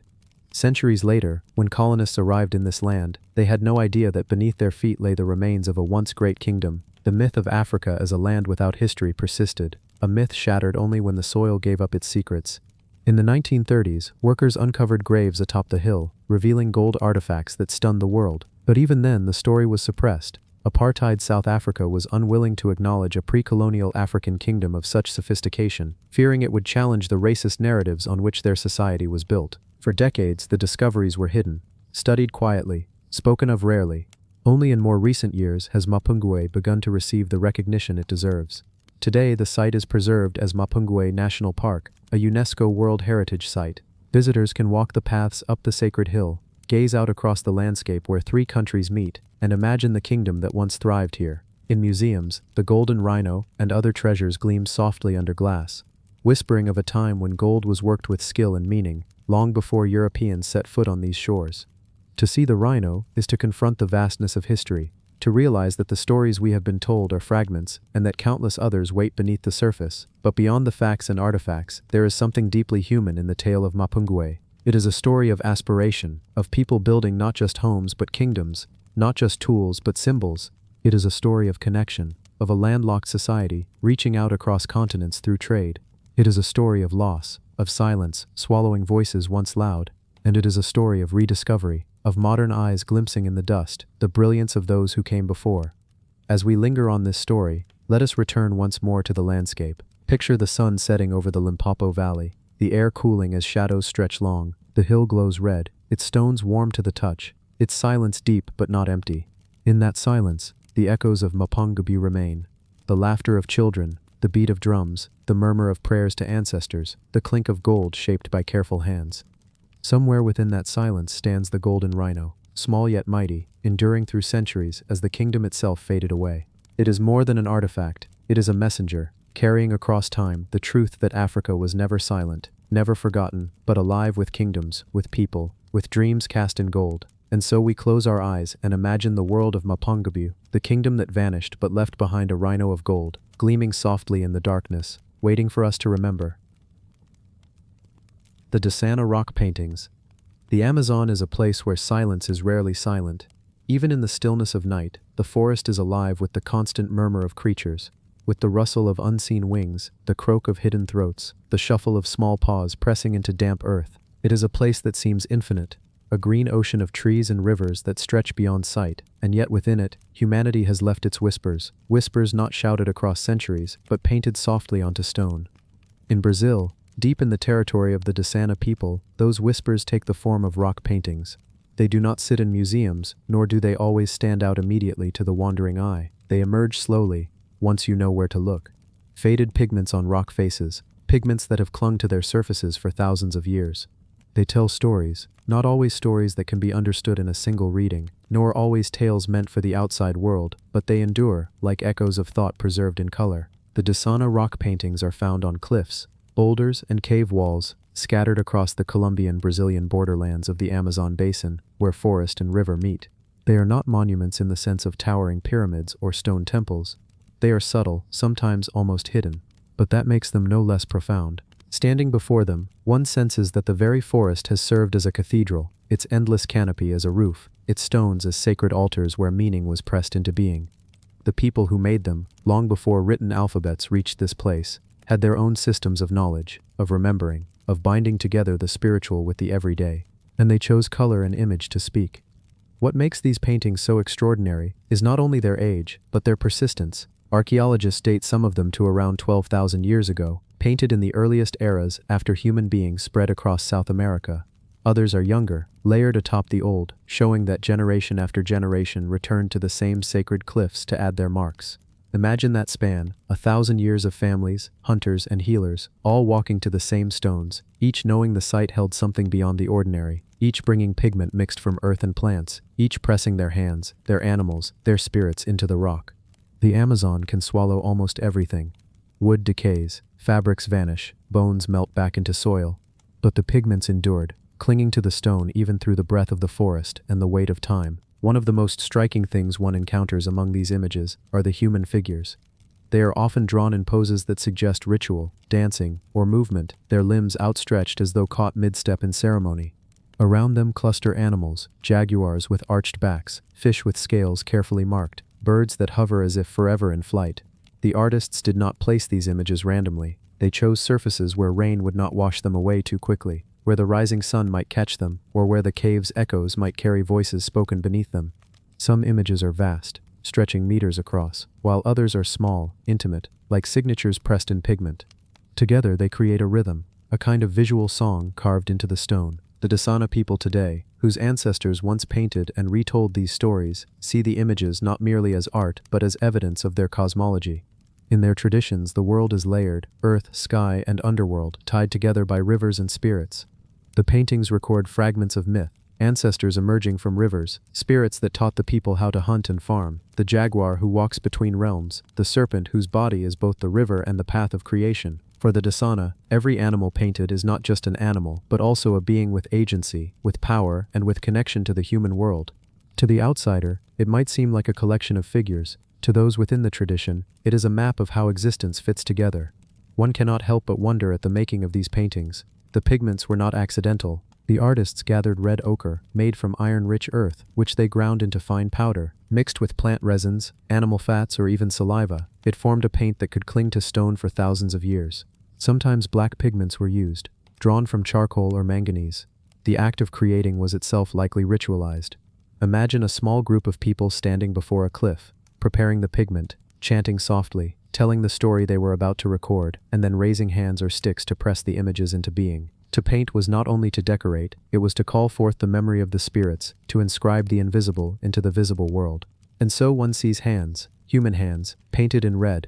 They might appear simple, outlines pressed against the rock, but in truth, they are declarations. Hands meant to say, "We were here, we touched this place, this stone knows us." Across millennia, the hands remain, reaching out to us across a gulf of time. They are not hands of emperors or kings, but of ordinary people who believed the act of leaving their mark connected them to something larger, something eternal. The stories suggested by the paintings are vast. In some sites, long lines of human figures march across the stone, suggesting processions or communal gatherings. In others, animals dominate, hinting at the importance of hunting, fishing, or animal spirits. Certain figures, however, are harder to interpret. Geometric shapes, spirals, star-like marks. Were they astronomical, recording the stars that glimmer above the forest canopy? Were they symbolic, meant to represent forces of nature, the flow of rivers, or the cycles of the moon? To us, they remain questions, but to those who painted them, they were answers, encoded knowledge shared through image instead of word. Archaeologists who study these paintings walk a fine line. On one hand, they apply dating techniques, comparing pigments, studying weathering. On the other, they listen to the oral traditions of the Desana and neighboring peoples who carry echoes of meaning that might stretch back to the makers. One cannot fully separate the science from the myth here, because the paintings themselves exist at the crossroads of both. They are physical, pigments, minerals, lines on rock, and yet they are also metaphysical, symbols that tie into belief systems and identities. To reduce them only to data is to miss their heartbeat. To treat them only as myth is to ignore their astonishing material survival. Walking into one of the painted caves, a visitor might feel the shift in air, the way sound changes, the way light dims. The walls shimmer faintly with red figures, some clearer, some half faded into the stone. One can imagine how, by firelight, they would come alive. Shadows would flicker across the walls, making the animals appear to move, the human figures to dance. In that light, it would be easy to believe the stories were unfolding in real time, that the rock itself had become a stage for myth. It was storytelling without words, yet every bit as powerful. The Desana rock paintings also remind us of continuity. They show that for thousands of years, humans across the world sought ways to record meaning. While Mesopotamia carved cuneiform, while Egypt inscribed hieroglyphs, While China traced characters on oracle bones, in the Amazon people were painting the world as they knew it, without needing alphabets, without stone cities, without empires. Their records are not less sophisticated for being different, they are simply tuned to the rhythms of their own world, and in some ways, they speak more universally. A handprint requires no translation. A jaguar drawn on stone still looks like a jaguar, no matter what language you speak. Yet the Amazon is a place of both preservation and fragility. The very forests that protected these stones for millennia are under threat from deforestation, mining, and fire. Some paintings have already been lost to erosion or vandalism, others cling precariously, their pigments slowly fading. But even so, what survives is astonishing. Enough remains for us to glimpse, faintly, the spiritual universe of people long gone. People who are not forgotten but carried forward by their descendants. The Desana themselves, when asked about the paintings, often explain that they are not relics but living presences. The spirits painted on the rocks still inhabit those places. To look at them is not to study the past, but to encounter beings that continue to watch, to guide, to remind. That perspective transforms the way one views the sites. The cliffs are not simply museums, but active participants in community memory, thresholds between the visible and invisible. Perhaps that is the greatest power of the Desana Rock Paintings. They show that art is not always meant for us, not always meant for strangers who arrive thousands of years later.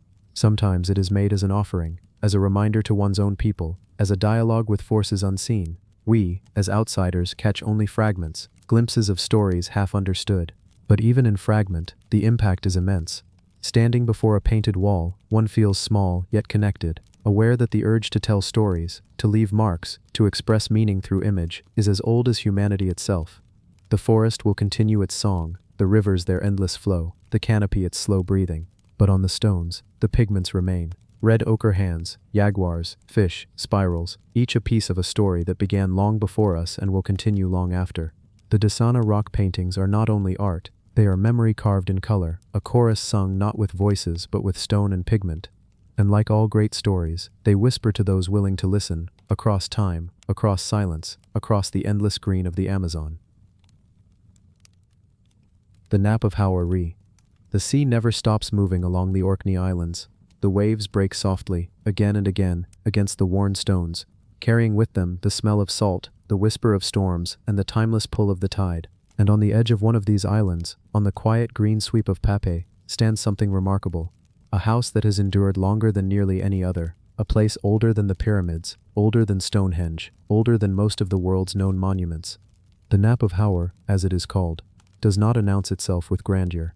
It is not towering, it is not carved from marble, it is not set upon high walls meant to impress. It is low, quiet, stone pressed into stone, its roof long gone, but its walls still standing, whispering of lives lived thousands of years ago, of families who once warmed themselves by fire, who worked the land, who watched the same restless sea. To stand at the Knap of Howar is to stand at the threshold of the human story, at the point where survival slowly began to shift into settlement, where temporary shelters gave way to homes, where wandering hunters turned to farming, and permanence became a possibility. These walls, gray and weathered, belong to a time more than 5,500 years ago, when people built them with patience and care, not imagining that they would still be standing long after the builders themselves had faded into the earth.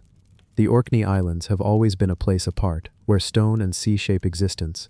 For the Neolithic people who came here, stone was not simply a material, it was the language of permanence. They had little timber, for the islands lacked great forests, but stone was everywhere, split easily by the forces of geology, lying flat and waiting to be used. With it they created not just homes but entire landscapes of meaning. Tombs, ceremonial circles, long passageways aligned with the stars. And among these creations, the Knap of Howar stands quietly, still carrying the memory of daily life. The house itself is not large, not even by the measures of its time. It is made of 2 rooms joined together, their walls thick, designed to keep out the wind. Each room has low doorways, narrow and purposeful, for these people understood how to shape space against the elements. Within, the stone benches, storage areas, and hearths are still visible, frozen echoes of domestic life. The interior tells of ordinary things, cooking, tool-making, sleeping, yet in the survival of these simple arrangements lies something extraordinary. This was no temporary shelter, this was a place to belong. Imagine the family who once lived here, a man, a woman, perhaps children, gathered around the fire in the long Orkney evenings. The light of the flames would flicker against the stone, casting shadows across the rough walls. Outside, the wind carried the cries of seabirds and the distant crash of waves. but inside there was warmth, safety, and the hum of life. They were farmers, tending barley in the shallow soils, herding cattle, sheep, and pigs. Their days were shaped by seasons, by planting and harvesting, by the rhythms of birth and death among their animals. What they did here, on this small island, was what countless generations after them would do: transform landscape into livelihood.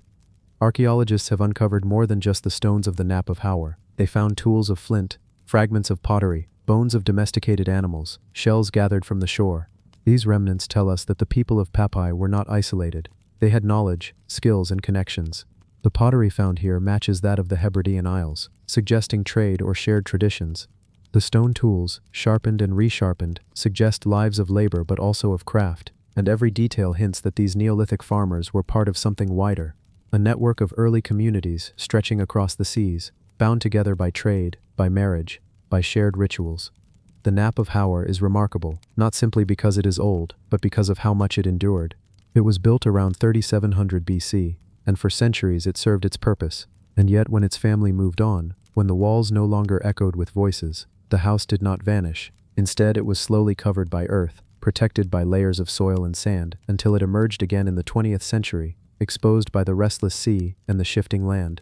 What was once forgotten was uncovered, and in its survival we gained a glimpse into an age otherwise lost. When we compare it to other great ancient sites, the Knap of Howar feels modest, even humble. But there is something profound in that humility. The pyramids may dazzle with scale, Stonehenge may astonish with alignment, but this little stone house speaks of something even more enduring: the human desire for home. It was not built for gods or kings, but for ordinary people, for the simple necessity of shelter and the deep need for belonging. And because of that, it connects us to them in a way that is immediate, almost intimate. Think of the countless nights lived here. The winters must have been long and dark, the winds fierce against the walls, yet inside, the firelight created warmth and community. The summers would have been shorter, full of labor in the fields, of tending animals, of gathering food from the shore.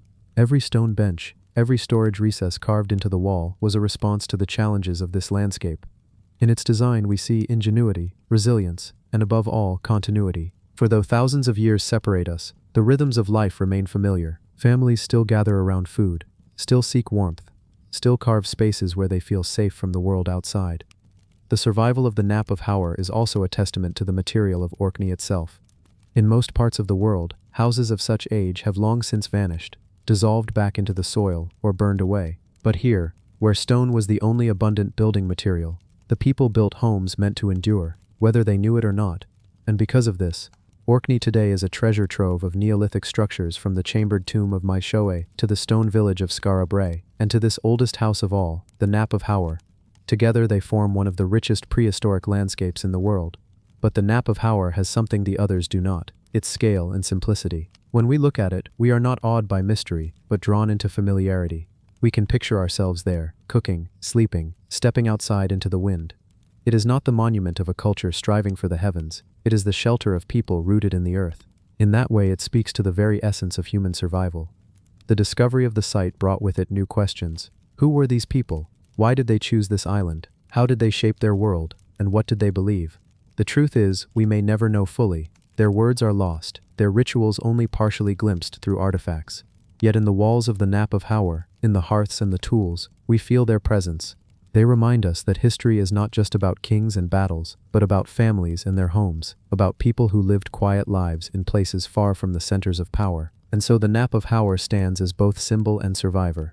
It is the oldest house still standing in northern Europe, a structure that carries us back across 5.5 millennia, across the span of human civilization, to the moment when permanence was first imagined.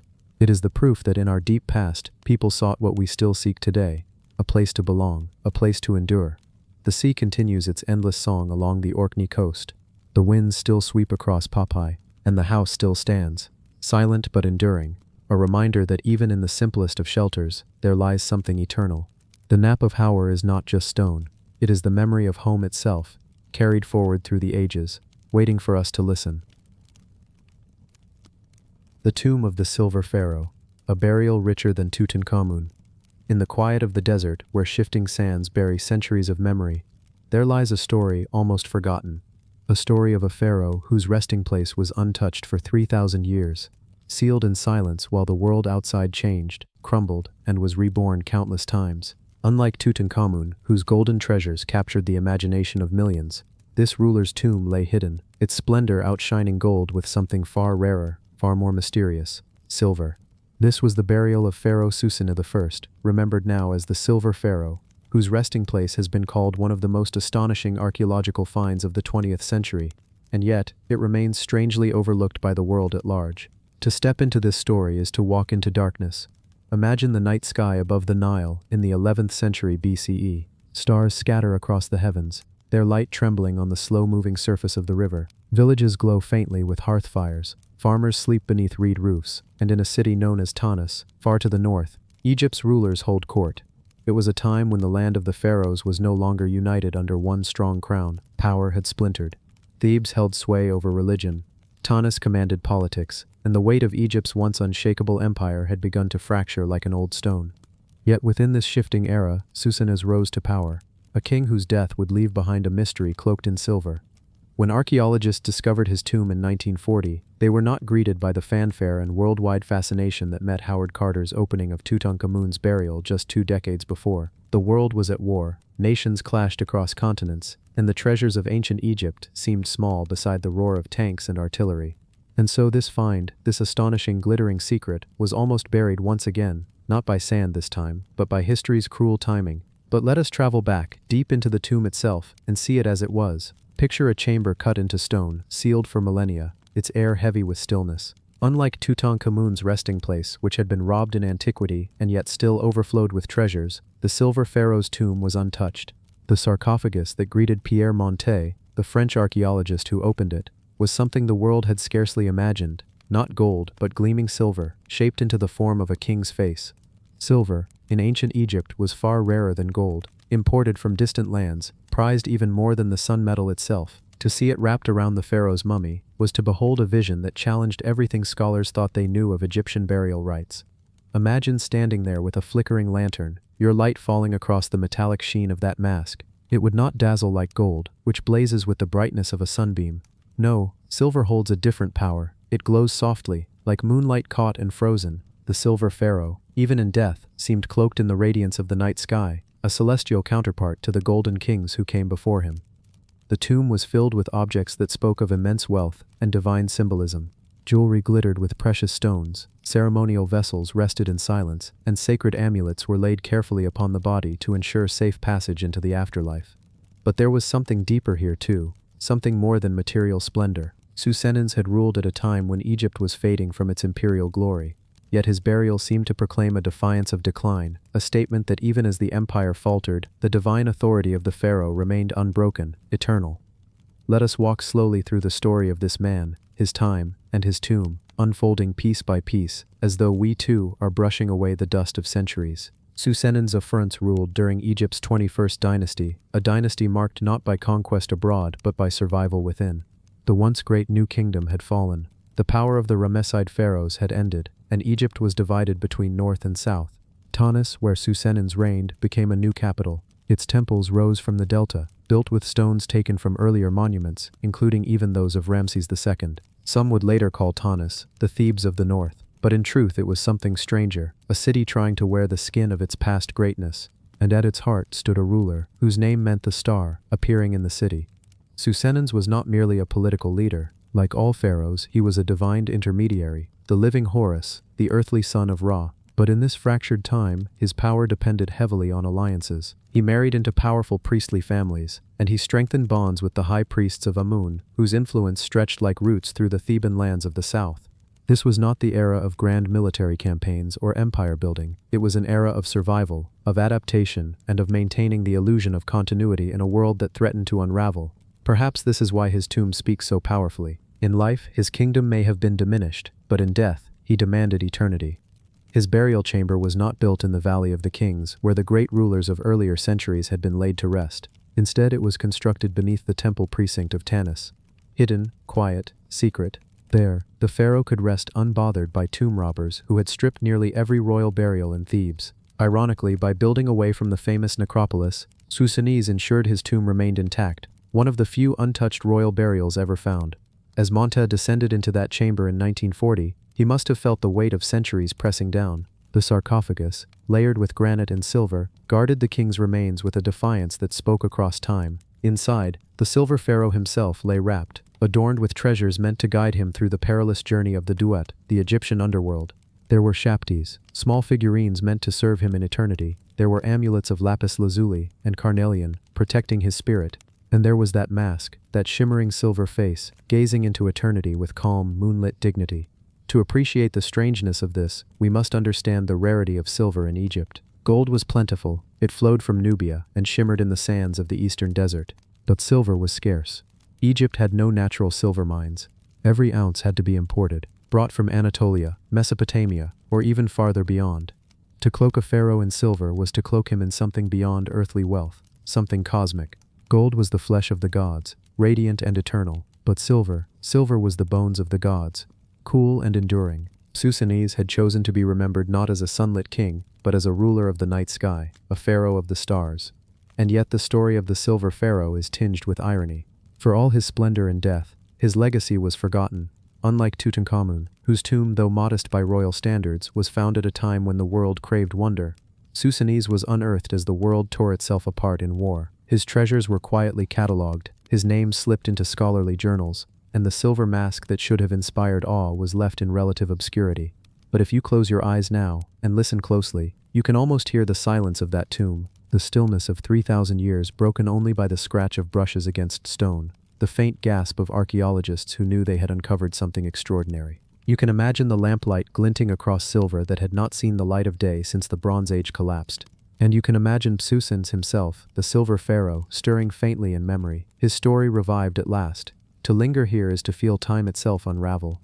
The desert outside shifts endlessly, but the tomb within remained the same for millennia. Sandstorms raged, dynasties fell, empires rose and vanished. And still the Silver Pharaoh lay undisturbed, his silver face watching in the dark. Even now, he lies in the Cairo Museum, his mask and treasures gleaming softly. Though few know his story, fewer still realize that his burial may well surpass Tutankhamun's in richness and preservation. And so, as you drift into stillness, remember this. History does not always reward its kings equally. Some blaze like the sun, remembered for their gold, their glory, their spectacle. Others, like Susin, wait quietly in the shadows, cloaked in silver, patient as the moon. His tomb may have been overlooked, but it remains, whispering across the ages, reminding us that even in times of decline, beauty, mystery, and eternity endure. The Silver Pharaoh sleeps on, his story slowly stirring awake once more, like moonlight returning after a long eclipse. The stone faces of Mount Nemrut, a kingdom lost in the clouds. High in the Taurus Mountains of southeastern Turkey, where the land rises in sharp ridges and the clouds drift low as if they were brushing the shoulders of the earth, there is a mountain that holds secrets older than memory, Mount Nemrut. To stand at its summit is to feel as if you are standing between heaven and earth, looking out at a horizon that stretches forever, where the ancient kingdoms of Mesopotamia once rose and fell, and where empires passed like shadows. But here, on this lonely peak, long before roads could easily reach its summit, a king ordered something extraordinary. His name was Antiochus I of Commagene, and he wished not only to be remembered, but to live forever in stone and in the heavens. And so, on this remote mountaintop, he commanded that a vast sanctuary be built, part tomb, part temple, part monument to eternity. Today, its most striking feature is the row of massive stone heads, each carved with patient precision, each left gazing out at the world as if waiting for something or someone to return. The stone faces of Mount Nemrut are not merely art, they are fragments of an ancient ambition, the remains of a forgotten kingdom, and a riddle that still whispers in the wind. Imagine the scene thousands of years ago. The kingdom of Commagene was small, caught between the immense powers of Rome and Parthia, a buffer state that had to negotiate, flatter, and fight to survive. Its kings claimed descent from both Persian and Macedonian dynasties, weaving together the threads of East and West.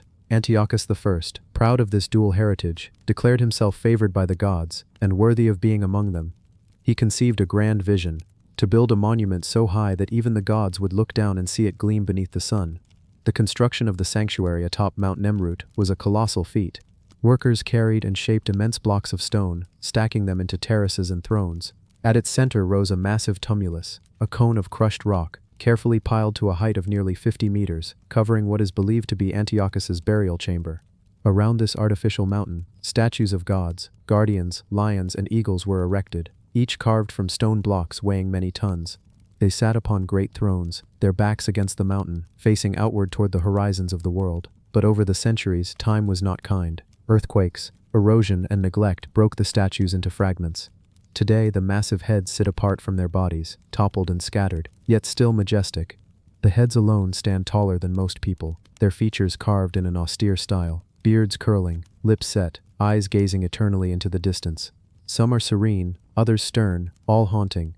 Visitors often describe the experience of seeing them as otherworldly. You ascend the winding road, the air grows thinner, and when at last you reach the terraces, the world falls away beneath you. The horizon opens in every direction. The stone faces appear against the shifting sky, sometimes glowing orange at sunrise, sometimes fading into silhouettes as dusk settles. It feels less like encountering ruins, and more like stumbling upon beings frozen in time, ancient guardians who are still keeping watch. Yet the story of Mount Nemrut is not only about stone, it is about ambition, about the desire to be remembered, about the fragile balance between human will and the vastness of eternity. Antiochus I was not an emperor of Rome, nor a pharaoh of Egypt, nor a conqueror remembered for battles. His kingdom was small, yet on this mountain, he created something so audacious that his name still endures. The sanctuary was designed not only as a tomb, but as a place of ritual. Antiochus envisioned ceremonies here, sacrifices and feasts held in honor of himself and the gods. He wrote inscriptions declaring that he had joined the divine assembly, that he was seated among Zeus, Apollo, and Hercules. He commanded that priests continue these rituals for eternity, that festivals be held in his memory, that offerings of wine and food be given so that his spirit would live forever in the splendor of the gods. For a time, perhaps, these rituals continued, but kingdoms are fragile things. Commagene was eventually absorbed by Rome, and Antiochus's sanctuary fell silent. The gods carved in stone remained, but the voices of their worshippers faded into dust. The heads themselves tell stories. One depicts Zeus, king of the gods, with a full beard and a crown that recalls both Greek and Persian traditions. Another is Apollo, youthful and serene. Another, Hercules, with his mighty features. There is also the figure of Antiochus himself, carved to sit among the gods, his likeness elevated to divine company. Flanking the assembly are an eagle, symbol of the sky, and a lion, symbol of the earth and power.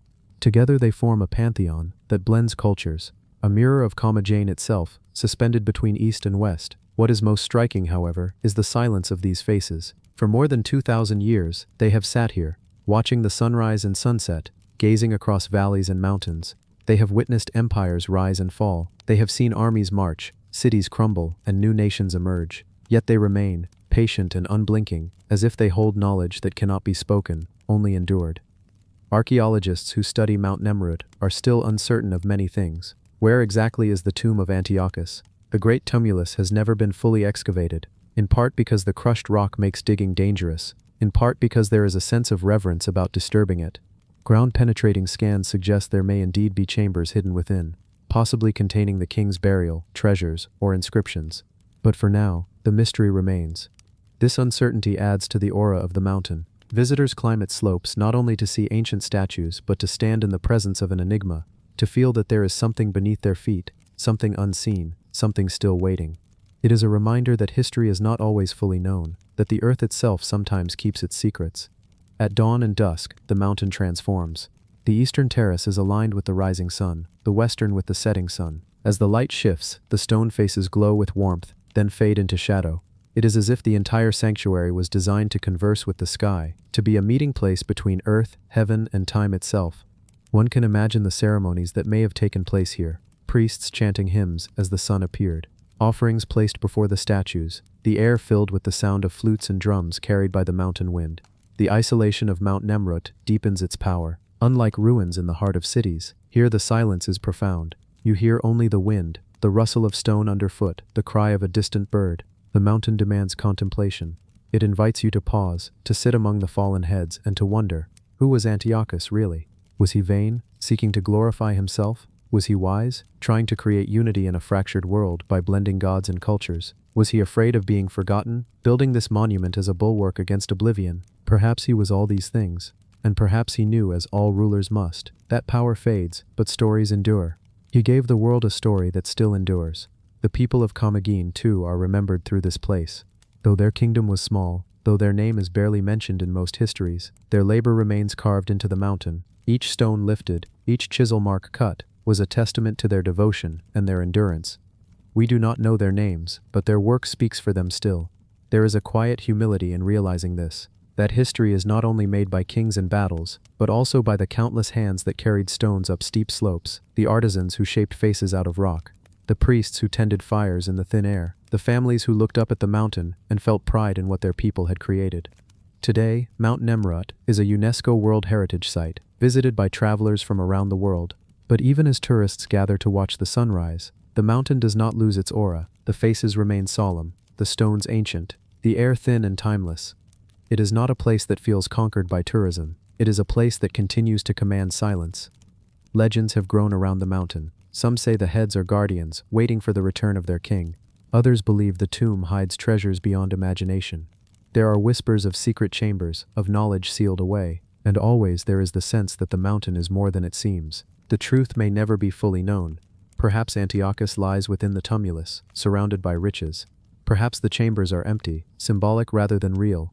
Perhaps the real treasure is the mountain itself, the vision it carries through time. In the end, what remains most powerful is the experience. To stand at the summit of Mount Nemrut is to feel the vastness of the world and the smallness of human life, yet also the greatness of human imagination. A single king, in a small kingdom, dared to carve his dreams into the sky, and thousands of years later, those dreams still stand. The stone faces of Mount Nemrut are not just ruins, they are reminders that ambition can defy obscurity, that cultures can blend into something new, that the passage of time is both destructive and preserving. They remind us that even in forgotten corners of the world, greatness can rise, and that sometimes, what is built in silence endures the longest. So the mountain remains, high above the plains, a kingdom lost in the clouds. The heads sit in their eternal rows, gazing out at dawn and dusk, waiting for eternity to pass. And perhaps if you sit among them long enough, if you let the wind whisper in your ears and the silence settle into your bones, you might begin to understand why Antiochus chose this place, why he believed the gods themselves would look down and see him, why he thought that here, on Mount Nemrut, he could build not just a tomb, but a bridge to eternity. The Nazca Cahuachi Pyramids, a desert's forgotten ceremonial city. Beneath the endless blue skies of southern Peru, where the desert stretches in muted tones of ochre, copper, and pale sand, there lies a landscape both quiet and bewildering. The desert here is like a vast ocean without water, its waves frozen into rippling dunes, its horizon distant and wavering in the shimmer of heat.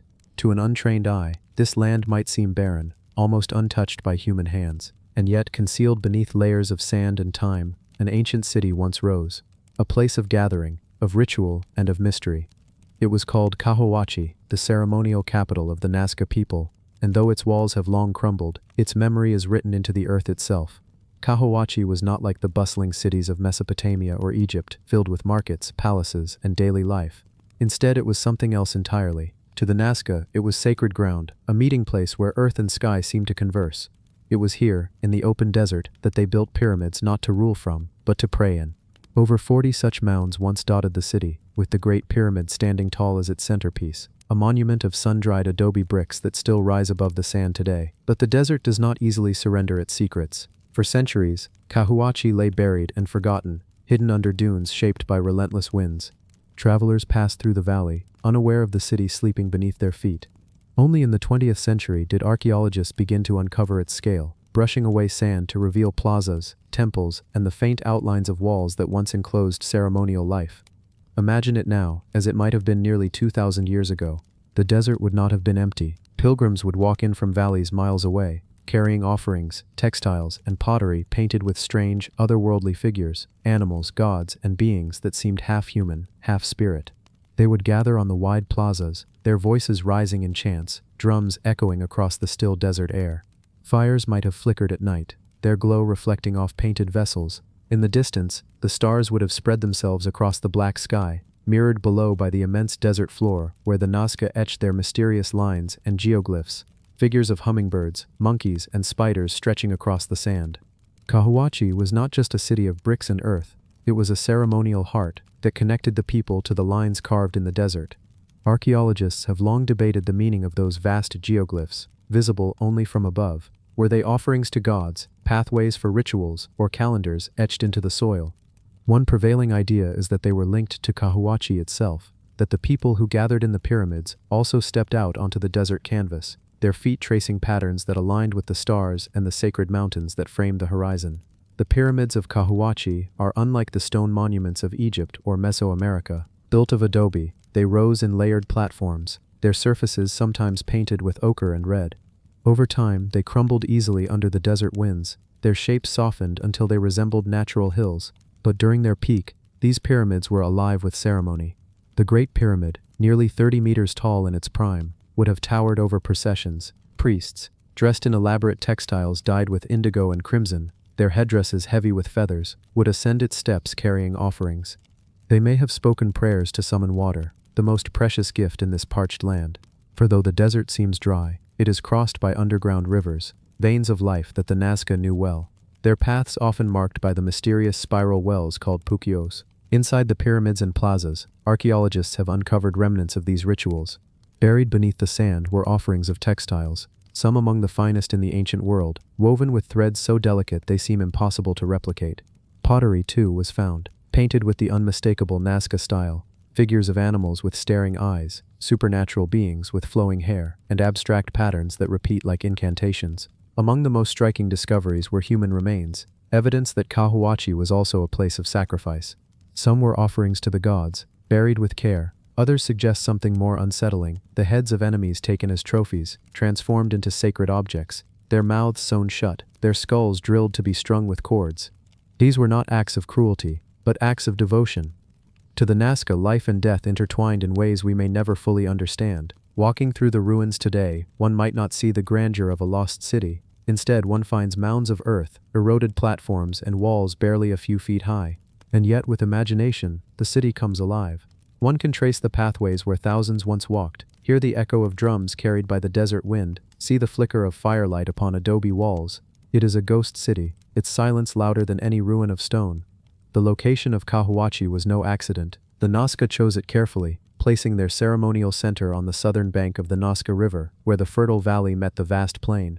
From here, the pyramids overlooked the desert, and beyond the desert stretched the geoglyphs, an eternal stage where rituals played out on a scale visible to the gods alone. To climb the Great Pyramid at dusk and look outward must have been a spiritual journey, one that connected the people to both earth and sky. What makes Cahuachi even more mysterious is its abandonment. By around 400 CE, the city was deserted. The pyramids, once alive with pilgrims, were left to crumble. Why? Some suggest climate change played a role, a shift in rainfall that made survival more difficult. Others point to floods that swept through the valleys, washing away fields and leaving behind devastation. Perhaps political and spiritual shifts occurred, leading the Nazca to turn away from their ceremonial heart. Whatever the reason, they did not return. The desert reclaimed Cahuachi, burying it grain by grain, until it became part of the landscape once more. And yet, abandonment may not mean forgetting. The geoglyphs continued to be drawn on the desert floor for centuries, long after Cahuachi was empty. It is possible the city lived on in memory, a sacred place to be visited from afar. Its pyramids, a silent reminder of past connections to the gods. The Nazca culture itself eventually faded, absorbed into later Andean civilizations, but Cahuachi remained, watching silently beneath the sands. The rediscovery of Cahuachi in modern times has been a slow, patient process. Archaeologists, led by figures such as Giuseppe Orefici, have spent decades carefully excavating, mapping, and piecing together the story of the city. Unlike ruins of stone that rise dramatically from the ground, Cahuachi reveals itself reluctantly, as if testing those who seek its truth. The sands cover and uncover its walls depending on the season. Each excavation uncovers new fragments of pottery, textiles, and bones, reminding us that beneath every mound lies centuries of forgotten life. Standing there today, the desert wind brushing against the skin, it is easy to feel the weight of time. The pyramids may be muted in form, but the air is thick with memory. One might close their eyes and imagine the footsteps of pilgrims, the sound of flutes and drums, the sight of a vast procession winding through the valley, carrying offerings up toward the pyramid. The smell of burning incense, the heat of the sun, the flicker of flames against a night sky where the Milky Way stretched across the heavens, it is a scene lost to history, yet still alive in imagination. The Nazca Cahuachi pyramids are not just ruins, they are a reminder of how human beings, across cultures and across time, have sought connection with forces greater than themselves. The Nazca may not have left behind written records, but they inscribed their beliefs in clay, in cloth, in sand, and in stone. Their city may have been abandoned, but it was never meaningless. Each mound, each fragment, whispers of a people who once gathered in the desert to speak with the gods. Perhaps the most haunting thought of all is this: the pyramids of Cahuachi and the lines of Nazca are inseparable. They are two halves of the same mystery, the city of ceremony and the desert of symbols. One was built to gather, the other to endure. Together they form a puzzle that still captivates the world, and as the desert continues to shift, as wind and sand cover and uncover the ruins, Cahuachi reminds us of the fragility of memory and the resilience of belief. The city sleeps now, as it has for centuries, but its silence is not emptiness. It is a silence filled with echoes, a silence that invites us to listen, to hear, not only what is gone, but what still lingers, written on the cave walls of history, on the desert floor, and in the soft hum of the wind that moves ceaselessly across the valley of Cahuachi. The desert kite traps, lines that lead to nowhere. Beneath the vast skies of Jordan, where desert winds sweep across endless plains and the horizon bends like a faded mirage, lies a puzzle older than memory. Across the barren earth stretch lines, faint at first, but unmistakable when seen from the air. They converge, forming patterns so vast that a single human standing upon them would never grasp their full design. These are the desert kites, ancient stone constructions traced out in long, straight walls of piled rock. They stretch for kilometers across the land. From the ground they appear almost meaningless, low mounds of stone, wandering away in odd directions. Yet from above, their shape becomes clear, two wide arms opening like a funnel, converging toward a narrow enclosure, sometimes ending in a series of pits. They have stood here for thousands of years, unmoved, unexplained, a message carved into the desert floor by hands long turned to dust. The Bedouins who later wandered these lands gave them their modern name, kites, not because they soared, but because from above they resembled the diamond shapes of children's toys carried aloft by string. But these were not toys, and their makers lived in an age before flight, before maps, before any eye could ever see their patterns from such a vantage. The question remains, why were they built? What purpose drove entire communities to pile stone upon stone, dragging rocks across heat-shimmering plains, building lines that could only truly be seen from the sky? Archaeologists have puzzled over them for more than a century. The prevailing theory suggests they were traps for animals, great communal hunting devices designed to corral gazelles, oryx, and other herds that once roamed these deserts in abundance. Imagine it, a herd moving across the plains, swift and wary, pursued by hunters. The animals scatter, but as they run, the wide arms of the kite guide them, narrowing their path, drawing them into the enclosure. Once inside, the herd finds itself trapped, unable to escape the stone boundaries or pits beyond. In that moment, the hunters would close in, and what had been a chase turned into slaughter. Entire communities may have gathered for such hunts, the event both necessity and ritual, a feast to provide for many mouths. And yet, the more we study, the more questions emerge. Some kites are so massive, stretching for several kilometers, that it seems improbable to drive herds into them without immense coordination. Some end not in pits but in strange enclosures, too small to hold large animals. Were they always traps, or could they have served other purposes, ritual, symbolic, or even astronomical? Their scale suggests something more than simple pragmatism. To stand within one today is to feel the presence of those who labored here. The stones, uncut and weathered, rest where they were set, sun-baked and silent. The desert is quiet, save for the whisper of wind. You look around, and the lines stretch away, vanishing into the sand and rock, too large to comprehend from ground level. It is like walking inside a riddle, one whose answer has been buried beneath centuries of shifting desert sands. These kites are not unique to Jordan alone. Variations have been found across the Middle East, in Syria, Saudi Arabia, even as far as Armenia and Kazakhstan. Tens of thousands of them may exist, scattered across the steppe and desert, forming the largest network of prehistoric structures known on Earth. They speak of a time when landscapes we now call barren were rich with life, when hunters devised methods not merely to survive, but to dominate the wild herds. They suggest planning, cooperation, vision on a scale we rarely credit to ancient peoples. But the mystery grows deeper still. Some researchers propose that the construction of these kites may have contributed to the very disappearance of the animals they were meant to catch. Mass hunting on such a scale, repeated over centuries, could have driven species like the Arabian oryx and wild gazelle into decline. Did these ingenious traps sow the seeds of their own undoing, leaving behind only empty deserts and lifeless stone lines? If so, the kites are not merely monuments to survival, they are warnings etched into the land, reminders of the cost of overuse, of balance broken. And yet, not all scholars agree. Some argue the kites may have held ritual significance. Perhaps they were not only about meat, but meaning. The hunt may have been sacred, a performance echoing myths and binding communities together. The lines of stone may have guided not only animals but people into ritual spaces where life, death, and sustenance intertwined. When we imagine the desert, we think of emptiness, but in antiquity it was alive with stories. These kites may have been part of those stories. Geometric prayers written across the earth. Satellite technology has revealed more than human eyes ever could. From above, archaeologists now trace their sprawling patterns across the desert with stunning clarity. Some overlap, some cluster together, some point in mysterious directions. They are vast, deliberate, unmissable, if only you can see them from the sky. And therein lies another layer of enigma. How did their builders envision these shapes without ever rising above them? Were they walking the land, measuring distances with footsteps, mapping in their minds? Was there a master builder who oversaw their geometry, or were the lines born out of instinct, growing from use, adjusted over generations until they formed their wide, grasping arms? The desert remembers more than it shows. Scattered near the kites, archaeologists have found flint tools, arrowheads, remnants of fire pits, signs of habitation linger, small campsites, stone circles where families may have gathered. You can almost picture it. Men waiting with spears and bows, women and children watching from a distance, fires already burning for the feast to come. The hunt was not just necessity, it was community, survival woven with ritual, story, and tradition. Still, there are questions that resist answers. Some kites seem too impractical for hunting alone, their enclosures oddly shaped, their lines leading into nothingness. Could they have been symbolic maps, sketches of constellations, lines mirroring the heavens? Some researchers have suggested alignments with solstices or star paths, as if the desert itself had been turned into a celestial diagram. Others believe they may have marked migration routes, territorial claims written not in ink but in stone. The possibilities ripple outward, endless as the desert sands. To walk along a desert kite today is to feel small. The heat presses in, the horizon wavers, the stones crumble underfoot.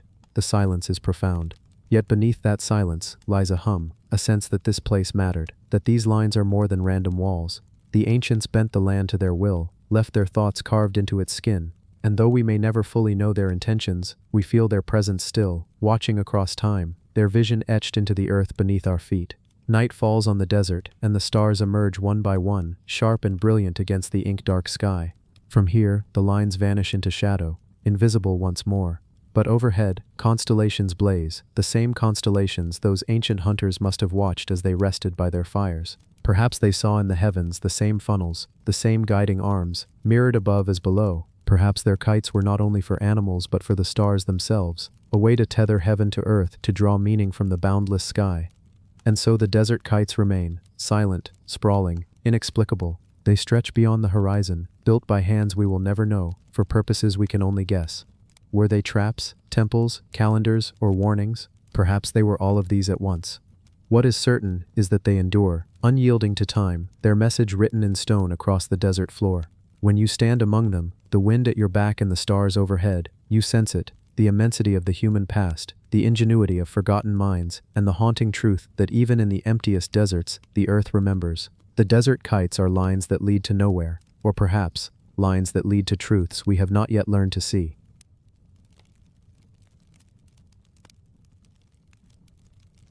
And that's another mystery unearthed.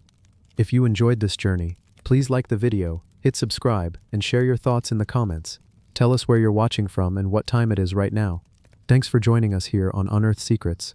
Until next time, stay curious.